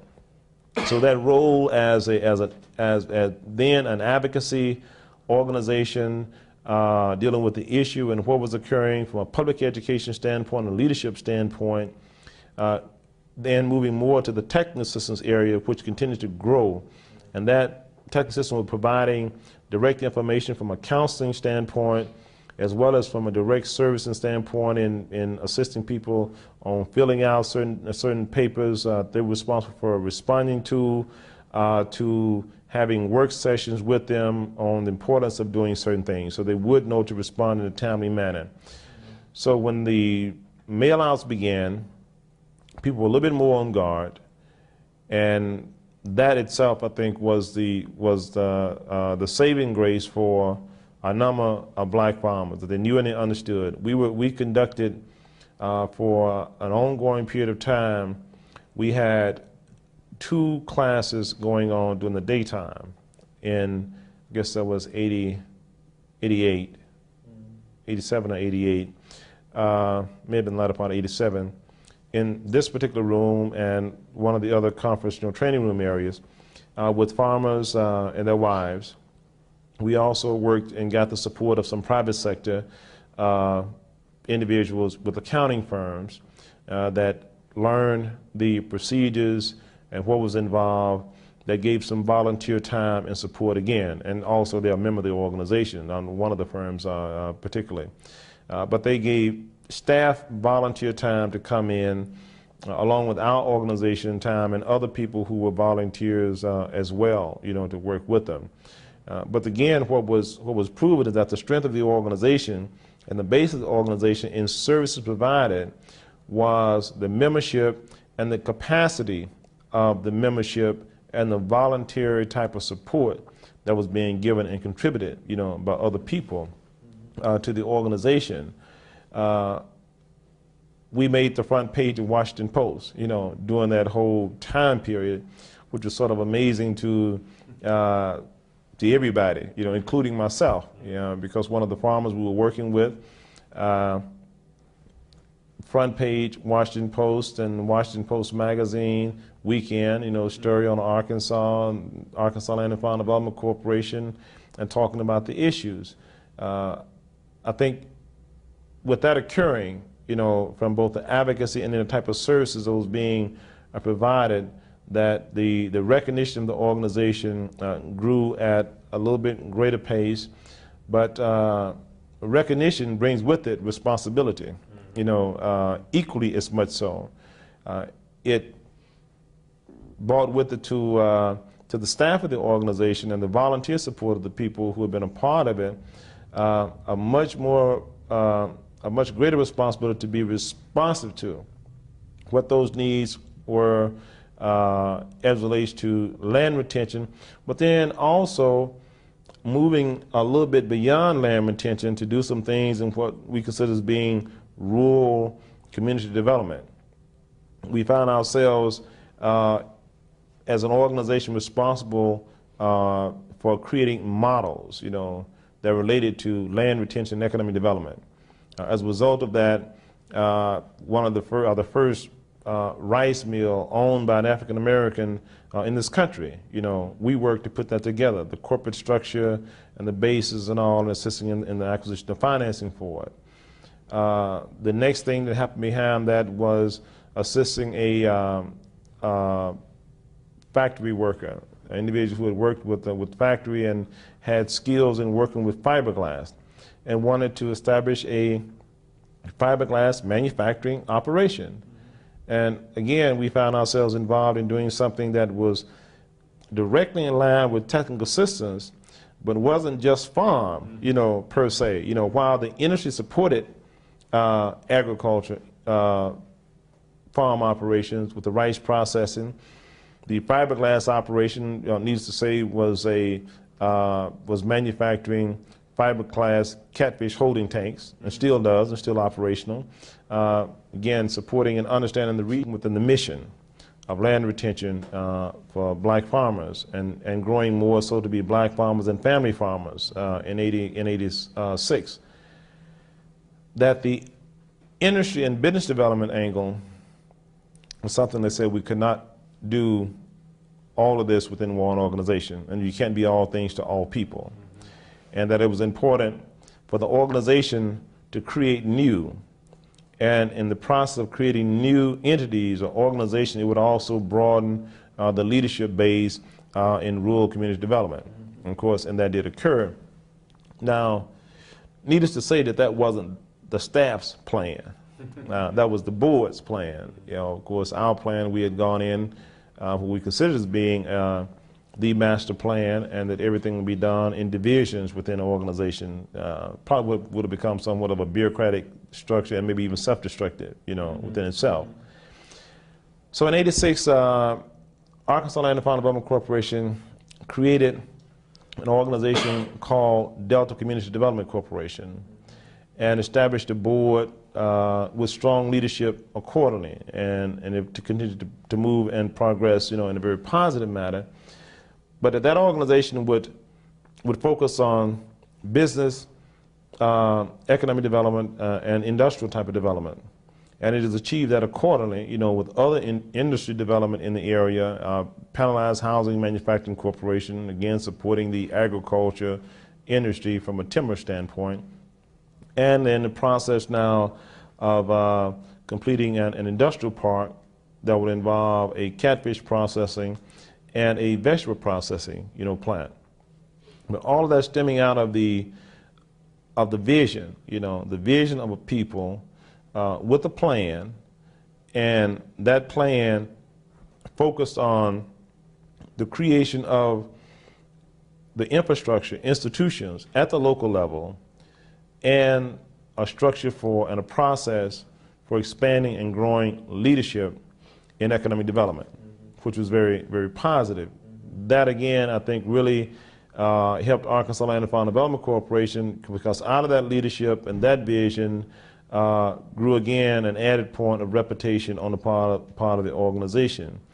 In 1988, coming in again as a board to give directions to where they wanted the organization to go and how the staff should be focusing, that we would deal much stronger and work much stronger in the technical assistance area with farmers. We became not only advocates in '87 state, but at the national level, and being involved in that process with other organizations, the Federation of Southern Cooperative and some others. A special program was created resulting in the appropriation of some money to do outreach programs. Arkansas, of course, was one of the first states to get some of that funding, University of Arkansas at Pine Bluff. And we had notified the university accordingly of that becoming available. But that had, again, shown the organization's capability, its ability to work in partnership with other organizations and institutions across the country, and to have an impact nationally to get some response to the issue and what was occurring financially to where a broader outreach of services could be provided. And in '88, they decided also to create a land trust, what we call now a land banking plan. And the initiative, the goal behind that is to be able to actually bank land or to acquire land and to make it available to minority farmers and other farmers, particularly minority farmers, so they will have access to it for continuation on a re-entry level basis to farming or a new entry level basis to farming. Now, needless to say, the initial intentions were assuming that the trust will be able to acquire a certain amount of inventory property. The regulations did change nationally, where inventory property was supposed to be distributed in a manner in relationship to the racial makeup in local areas or counties, or states per se. Of course, I don't know if there's a study that's been done on that or how well it's been done, but that was intentions and what the advocacy work was about and what can be done, now from a national level. Let me just stop you just a second, back up a little bit to maybe you can describe the whole process of minority, the whole reason for addressing this issue of minority land retention. Mm-hmm. I mean, what's going on in the South, in particular in eastern Arkansas, that in, say, 1980, and continuing through this time period that you're talking about, is pushing you to work on those issues? I mean, what's the problem? Maybe you can describe the problem. Well, one of the problems that drove us to deal with the issues and the way that we have is that people were being, taken advantage of in a lot of cases. People were losing land as a result of laws, that were structured in a manner that the same laws that work for you can work against you. That African Americans, for the most part, a great deal of them did not leave wills. And when wills were not left and a family member would attempt to file a petition the courts to have their interest divided out of the property, not to have the property sold, that the end result is that the property was sold because state law saying the property cannot be divided equally and equitably, okay? And in a lot of cases that was encouraged, by outsiders, particularly one who had an interest in buying that property and knowing that they had access to the financing to make the purchase in the bid process. On the other hand, once you get into the court system, it's costly to the family with attorneys. We experienced a situation with cases where it wasn't the intention of the family member to have his property sold or to lose any of the land. He only wanted to get his interest out. But when he got with the lawyers and the lawyers filed a petition to courts, and then when we got involved in the case, found point of conclusion, we get all the family members together, and with 2 or 3 or 4 lawyers involved, the first point of conclusion comes to, you only need one lawyer as a family. You don't need 3 different lawyers. I don't care if one lives in New York City and the others live down here and another lives in Chicago. You need one lawyer because we don't want an estate situation. The first step to be taken. And then the second step to be taken is that, what do you want to do as a family? Are there family members who want to sell? Is it simply that everyone wants to have a deed to their share of the property? Mm-hmm. And that's what the situation was. We just want a deed to what amount of this land belonged to me. Mm-hmm. But after that decision was reached and we had divided the land accordingly, we found out that one of the lawyers had interest in the property because his bill had gotten so expensive that the family member couldn't pay the bill, and his arrangement was that then he would gain interest to the family member's share that he had in the property. So you still had a petition suit on hand. So while they wanted to withdraw from the courts, then the lawyer filed a petition which continued in the courts. So he still had a legal process working. The total debt involved in this particular situation cost family members about $60,000 that went to lawyers, for the most part, totally to lawyers. where you had 3 or 4 different lawyers involved with the family situation, and none of them wanted to sell their interest in the property. And the court process, even while we had gotten one lawyer to work with the family, along with our staff working with the family, still the end results in the courts through the auctioning process, they went on and sold the property. When there had been a decision reached, they would pay the lawyer's interest out, and they conducted the sale anyway. They had to go back to the courts to get the sale thrown out. So now, that can be a complicated process, and a lot of times, these situations, for the most part, involve people who have not experienced that, for one, and sometimes older individuals, that don't understand or know what the sophistication of the process might be from a legal, standpoint. That was one of the baseline reasons. The other was that families were losing land over and over again for delinquent property taxes.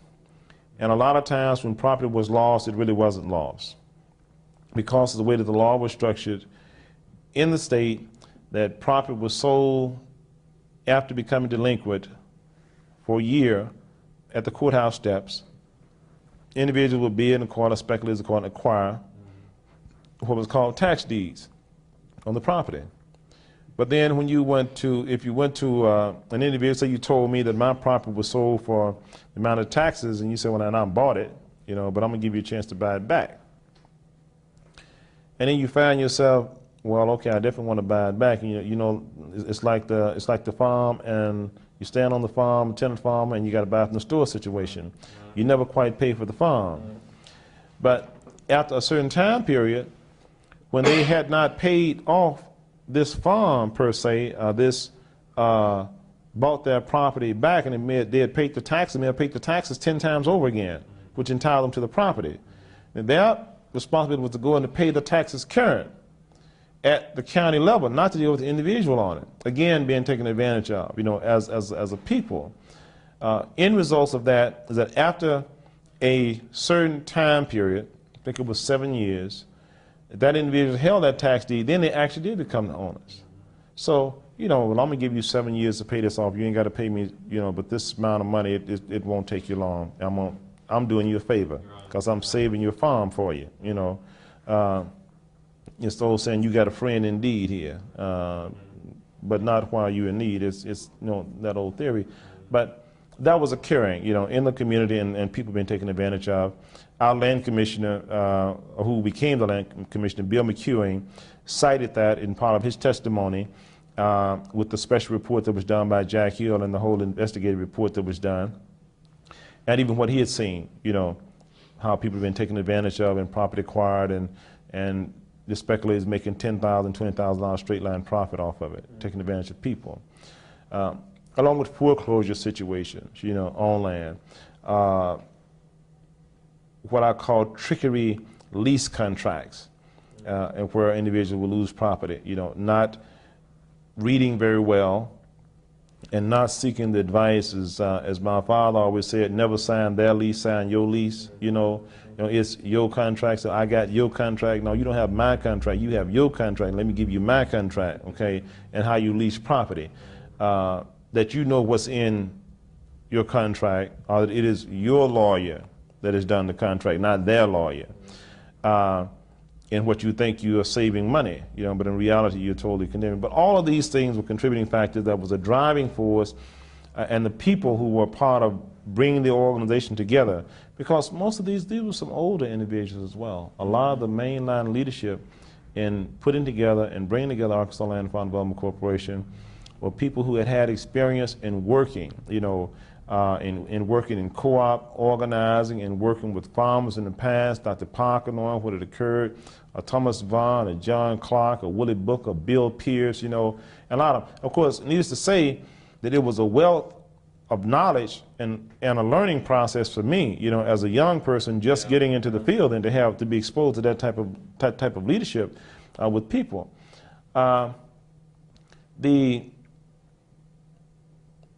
activities in that area, and what had occurred and what was even continuing to occur, tying back on to foreclosure actions on a new farm bill, gave the organization more than enough work to do. You know, matter of fact, the work was there.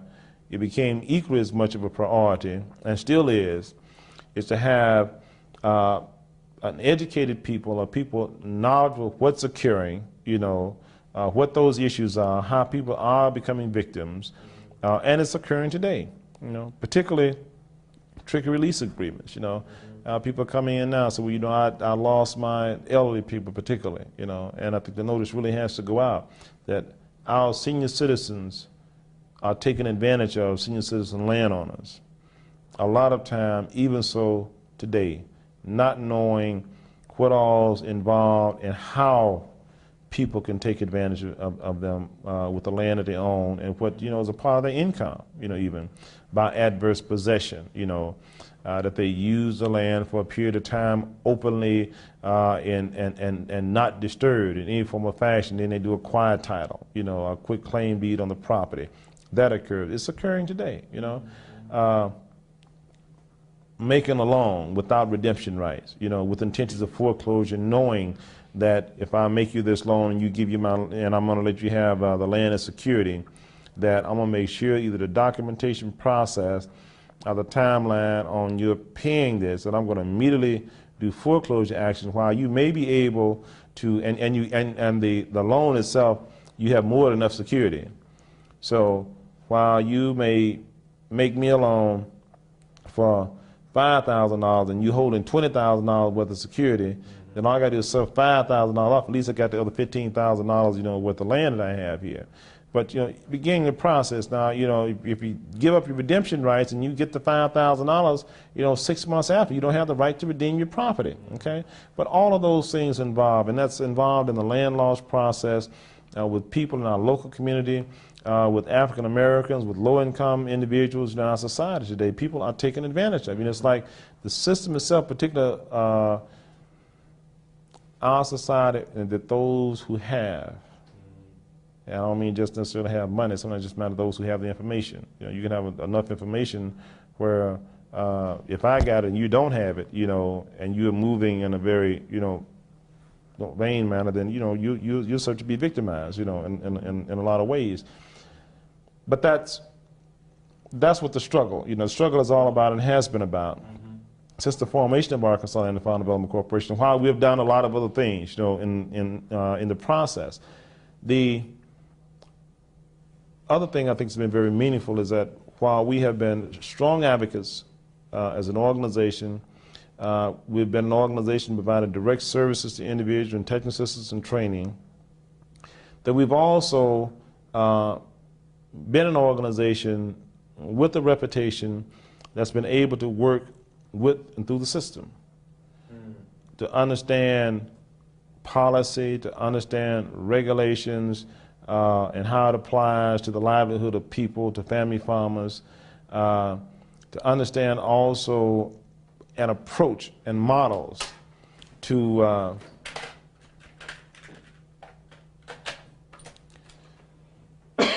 models to actually enhance rural community development, you know, by creating jobs and industry and leadership development, you know, and how that impacts on the overall economic development scheme. That's also been important and has given the organization a reputation, you know, to a certain degree. But in doing that, I think it's been meaningful on the part of Arkansas Land and Farm that we can be partners. That we can be partners with federal, we can be partners with state and private sector in a very collaborative manner. You know, as long as we are working toward the same goal, if everybody is working in a true sense to deal with the issues at hand and the problems that's at hand and in the interest of the public as a whole, then you can move forward. What are some good examples from your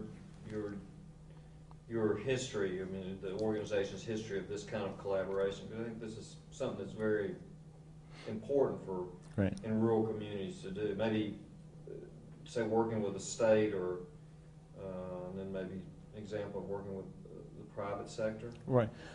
Well, with the state, one thing that occurred back in 1980, 88, 89, we have been strong advocates for what we call alternative crops, vegetable crops. And we've worked as an administrative agency with the East Arkansas Produce Marketing Association to do market development and to assist cooperatives in the area. In being an advocate, we gained the support of the USDA agencies, what they call the Food and Agriculture Committee, and all the USDA agencies to support the development of demonstration and applied research with vegetable production. But the demonstrations on those vegetable crops in working back with minority and limited resource farmers and what they call the alternative crop technology farms. We have one here on the site. We became a model organization, and we do that as a part of a demonstration. But also members of the organization became some of those we call alternative crop technology farmers, what we call mentor farmers, because they are mentors in the sense that they project a role model. They have a certain leadership role and displaying what can be done on a small family farm to increase the sustainability potentials for those operations. That started in eastern Arkansas. That operation doesn't exist in other states, as well, which was very, very positive. That's led also into other areas. That was a direct relationship between the state getting involved. So on the federal side, then the state also made an investment in that. In addition to the state making an investment in the ag farms, it made an investment with Arkansas Land and Farm Development Corporation to assist us in establishing a loan fund that we contract back out to Community Development Corporation to make small loans to farmers who want to convert to vegetable production. That loan fund was expanded by the federal government side that involved a community action agency and financing from the federal government to broaden the loan fund base. So again, from the partnership initiative, things have resulted that had that, again, trickling effect with others to participate once they were able to see the benefits, by investing in this and investing in people as a whole at the local level. And those institutions are organization, infrastructure type of organization at the local level that involve people. The people-based organization can have an overall impact on rural economic development as a whole. And those are just some of the examples, which resulted in us getting an award in 1990 as an organization. We were the first non-governmental organization to get the USDA Partnership Award. So that was a plus. And leadership itself is not all about what you call leading. And when they say leader, it don't mean necessarily you leading by yourself. Leadership involves partnering and working, with others. Be it other leaders and other institutions, ultimately as a whole. Some may see themselves and they say, well, you can't lead in a group that you can only lead single file, and I would disagree with you, in that sense. I would, to the extent that one cannot lead if you can't follow, accordingly. And from that, that sharing approach and a united approach, I think is the answer to initiating rural development, not just in Arkansas, but in the country as a whole. Have you had any success engaging the private sector in any of these initiatives? We have had success. Another model program that we have, the only one in the country here now, called Youth Enterprise in Agriculture, and it goes back to the board and the membership as we were approaching the retention of black farmers and then family farmers in the state. One thing that was looked at very closely is that we have a continuing age increase in black farmers and with small family farmers. So the board decision was that how can we retain a farm base and farmers we don't have a future generation to enter in and to understand the full broad base of agriculture in general, because that also was on a decline. We worked with private sector and the public sector in establishing the Youth Enterprise and Agriculture Program. Arkansas Power and Light, as a public, private sector entity, was involved with us in that, along with the governmental agency, Soil Conservation Services, who made two of the first investors in that particular program. They were the front-end investors to initiate the project, that we could get it off the ground, to demonstrate it as a model, and of course the results were that it leveraged other support, and we were able to broaden the program the second year. But that's, again, one of the other examples. The other has been in our involvement with marketing distribution of vegetable crops, which has involved some private sector broker systems, as well as involvement back with the university system, from that standpoint, which has proved to be productive, in that sense. And we're still working in that area, and we'll be moving in a more aggressive manner in the future to involve private from the buyers, standpoint. We're a firm believer that development and growth of industry is not all built into and should not be dealt with in a priority manner recruiting industry. Our philosophy and approach has been the growth and development of industry is built on the capacity of an area to leverage the market and to have at hand the capacity to develop the industry or to produce the product to supply the market, not to just bring the industry in and to move accordingly. And of course the rice mill and the fiberglass, would be examples of that. The market exists, that you build the industry, you supply the market accordingly. And that applies in other areas as far as economic, development, rural development is concerned. The problem in agriculture today, it has nothing to do with the production capacity. It has to do with the traditional crops. It has to do with the market, and the surplus base and the competition, that's out there from an international, perspective. So you have to look at the alternatives on the market existence for alternative crops and produce accordingly to supply that market. Produce and supply the market and supply the necessary, we call added value, processing capabilities at the local level to in supplying that market in the process, not just as a straight line, raw product. I'm interested in, it's kind of interesting that you're drawing on the tradition of another Booker T. Whatley here with, a lot of the small farm capabilities and these crop diversifications and stuff. Is that kind of the direction that you're trying to get some of the farmers to move in, to look at this more intensive agriculture? And oh, very, very much so. It's intensive agriculture. Now, some of the generation of farmers today that sort of scare them. It's intensive. You mean we got to work hard? We're working now. We're working hard already. But alternative type of ag enterprises are crops being produced and supplying the market that exists.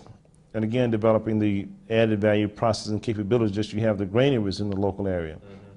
There was Whatley theory. Of course, I think some of his theory was based more on a localized type of market situation, which actually limits then the market existence and the amount of production supply, that would be you'll be able to do. Our approach to it is a much broader market, that you would target for and have the capacity to supply, accordingly. In surrounding states and not just the local area. But the local institutional market and the local market base is most important, because to the greatest extent you're able to capture and supply your local market, that just enhances the overall economic base, even farther in a very strong manner. We've had some approaches, techniques that we've tried on that with the demonstration farm. There's a senior citizen market, approach that we've done. And I guess one of the amazing things we've found in just some of the testing approaches. We have public service type programs with senior citizens, and the senior citizens enjoy doing gardening and doing things themselves, you know, and if it's harvesting and pick their own food. So why not take the senior citizen vans that run every day anyway, apply the number of households, although the senior citizens involved in, to an alternative crop technology farm or one of these mentor farms we have, and see if production, supply, and variety, just as what Wallace's theory is. You know, it doesn't have to be right at the city, okay? And with their agreement, you supply accordingly. If you take them to the grocery store, take them to the farm. You know, you take them to the grocery store to shop, take them to the farm to harvest the vegetables and take them back home. The same thing. You're capturing a local market right there. That's one of the approaches we've used, and it works. And everybody enjoys. I mean, we have 40, 50 people out there at one time in the field. They enjoy themselves. You're capturing a higher market-based part. You're cutting the labor cost part, and people are enjoying what they're doing, you know, all at the same time. The production activities are carried out by the farmers, local market. And that only goes to a certain point. You have the institutional side of it as well. You know, then some of those marks have been tried in supplying college institutions, and again, the added value processing into the broader market area of it. There's a work fair approach that can be done with vegetables. Everybody talk about work fair, and I hear it over and over again. You know, you hear it at the national level, you know, you hear it at the local level. That we have a system today that we must apply much more work fair approaches to those who are dependent upon the federal government. I don't understand and see what's so complicated about that, particularly on the food supply line. Because if you know that this family farm has raised 11 kids all together out of this household here, and this is the acreage that was involved in producing vegetables. This is what was supplied accordingly out of that. This is what was required to supply all of the green beans, the corns, the squash, the cucumbers, you know, you name it, you know, that can be produced. This food in that's gone through the processing process. It's been processed out, if it's cheese, if it's butter, if it's whatever. And then you stand people in line to line up to get it accordingly. Makes more sense if you have a farm operation out here that can produce X number of vegetables and this variety of vegetables, up to the point that all it has to be done is harvest. That you have this number of households that will then come in at these scheduled points in time and they harvest their vegetables accordingly, okay? It reduces the overall, and this reduces the overall cost on the part of the federal government. It enhances the economic basis for the family farm operations are concerned that exists in the local communities. It also builds a little bit more community spirit in too, as well. But when you focus on the farm in that part, I mean, the farm is focused on it just like that supermarket. This is important to have this farm here because on this day here, this week, we're going to be harvesting greens. On the next day, we're going to be harvesting beans, and this week, we're harvesting corn on this week here, and we have our voucher, and here's the farm we go to the harvest accordingly, okay? Now, so it's not just you giving it to them, it's a work fair approach to it, okay? The farmers are paid accordingly on that volume that's harvest from the farm. You cut out the middleman. Right. I hope they don't get upset about that, but you cut out the middleman. You localize the market base. You have a work fair approach to the food supply basis of it. Yeah. And I don't understand what's so complicated about that. But then I'm a country boy, so I don't know. But it just doesn't seem so complicated to me. That applies, you know, across the board in a lot of programmatic approaches that then you reapply to servicing. Because, see, I can remember as a child growing up, and I'm applying basic experiences that I've had. But see, I can remember when I was coming up as a child that the home economist, extension person, would always come by our family farm and he'd say what my mother's role was. Because she was there and there'll be another group of ladies and they would meet. This was like about every week, every other week, because the home economist would show them how to apply certain food preserving techniques, okay? Here's the way you can this, and the best approach to do it. So a certain type of jars or cappings that will come out that has a longer preserving pattern and all on it. They were shown all that.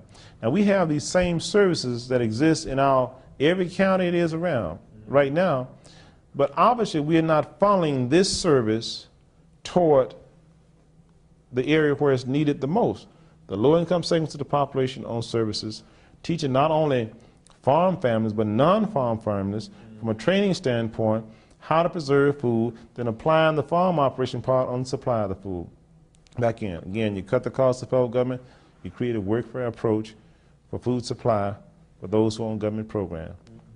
And you impose a time right back into that education, training, and maximizing the utilization of our extension services, and maybe building even more onto that they train people. You do it at home. You preserve your own food. It's a workfare process. You don't have, here's something to do. You know, you don't have anything to do. You don't have a job, you do this accordingly, okay?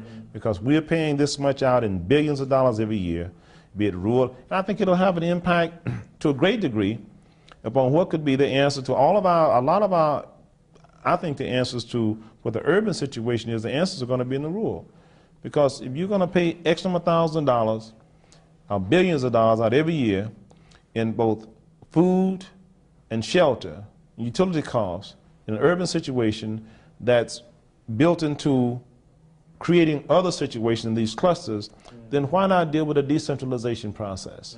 The decentralization process, here's what the cost factor is that's going to remain in this area in providing shelter in these communities, but here's where the saving is going to occur because this market supply capability does exist as far as food is concerned, and here are the number of family farms we have lined up can take care of these number of families, and here's what you have to do in the workfare process. Here's the training you're going to go through to learn how to do it. Here's how you're going to do your preserving and everything. No, you don't have to have a big freezer. You're going to do it in jars, okay? You can jar can. You can cold pack it, you can hot pack it.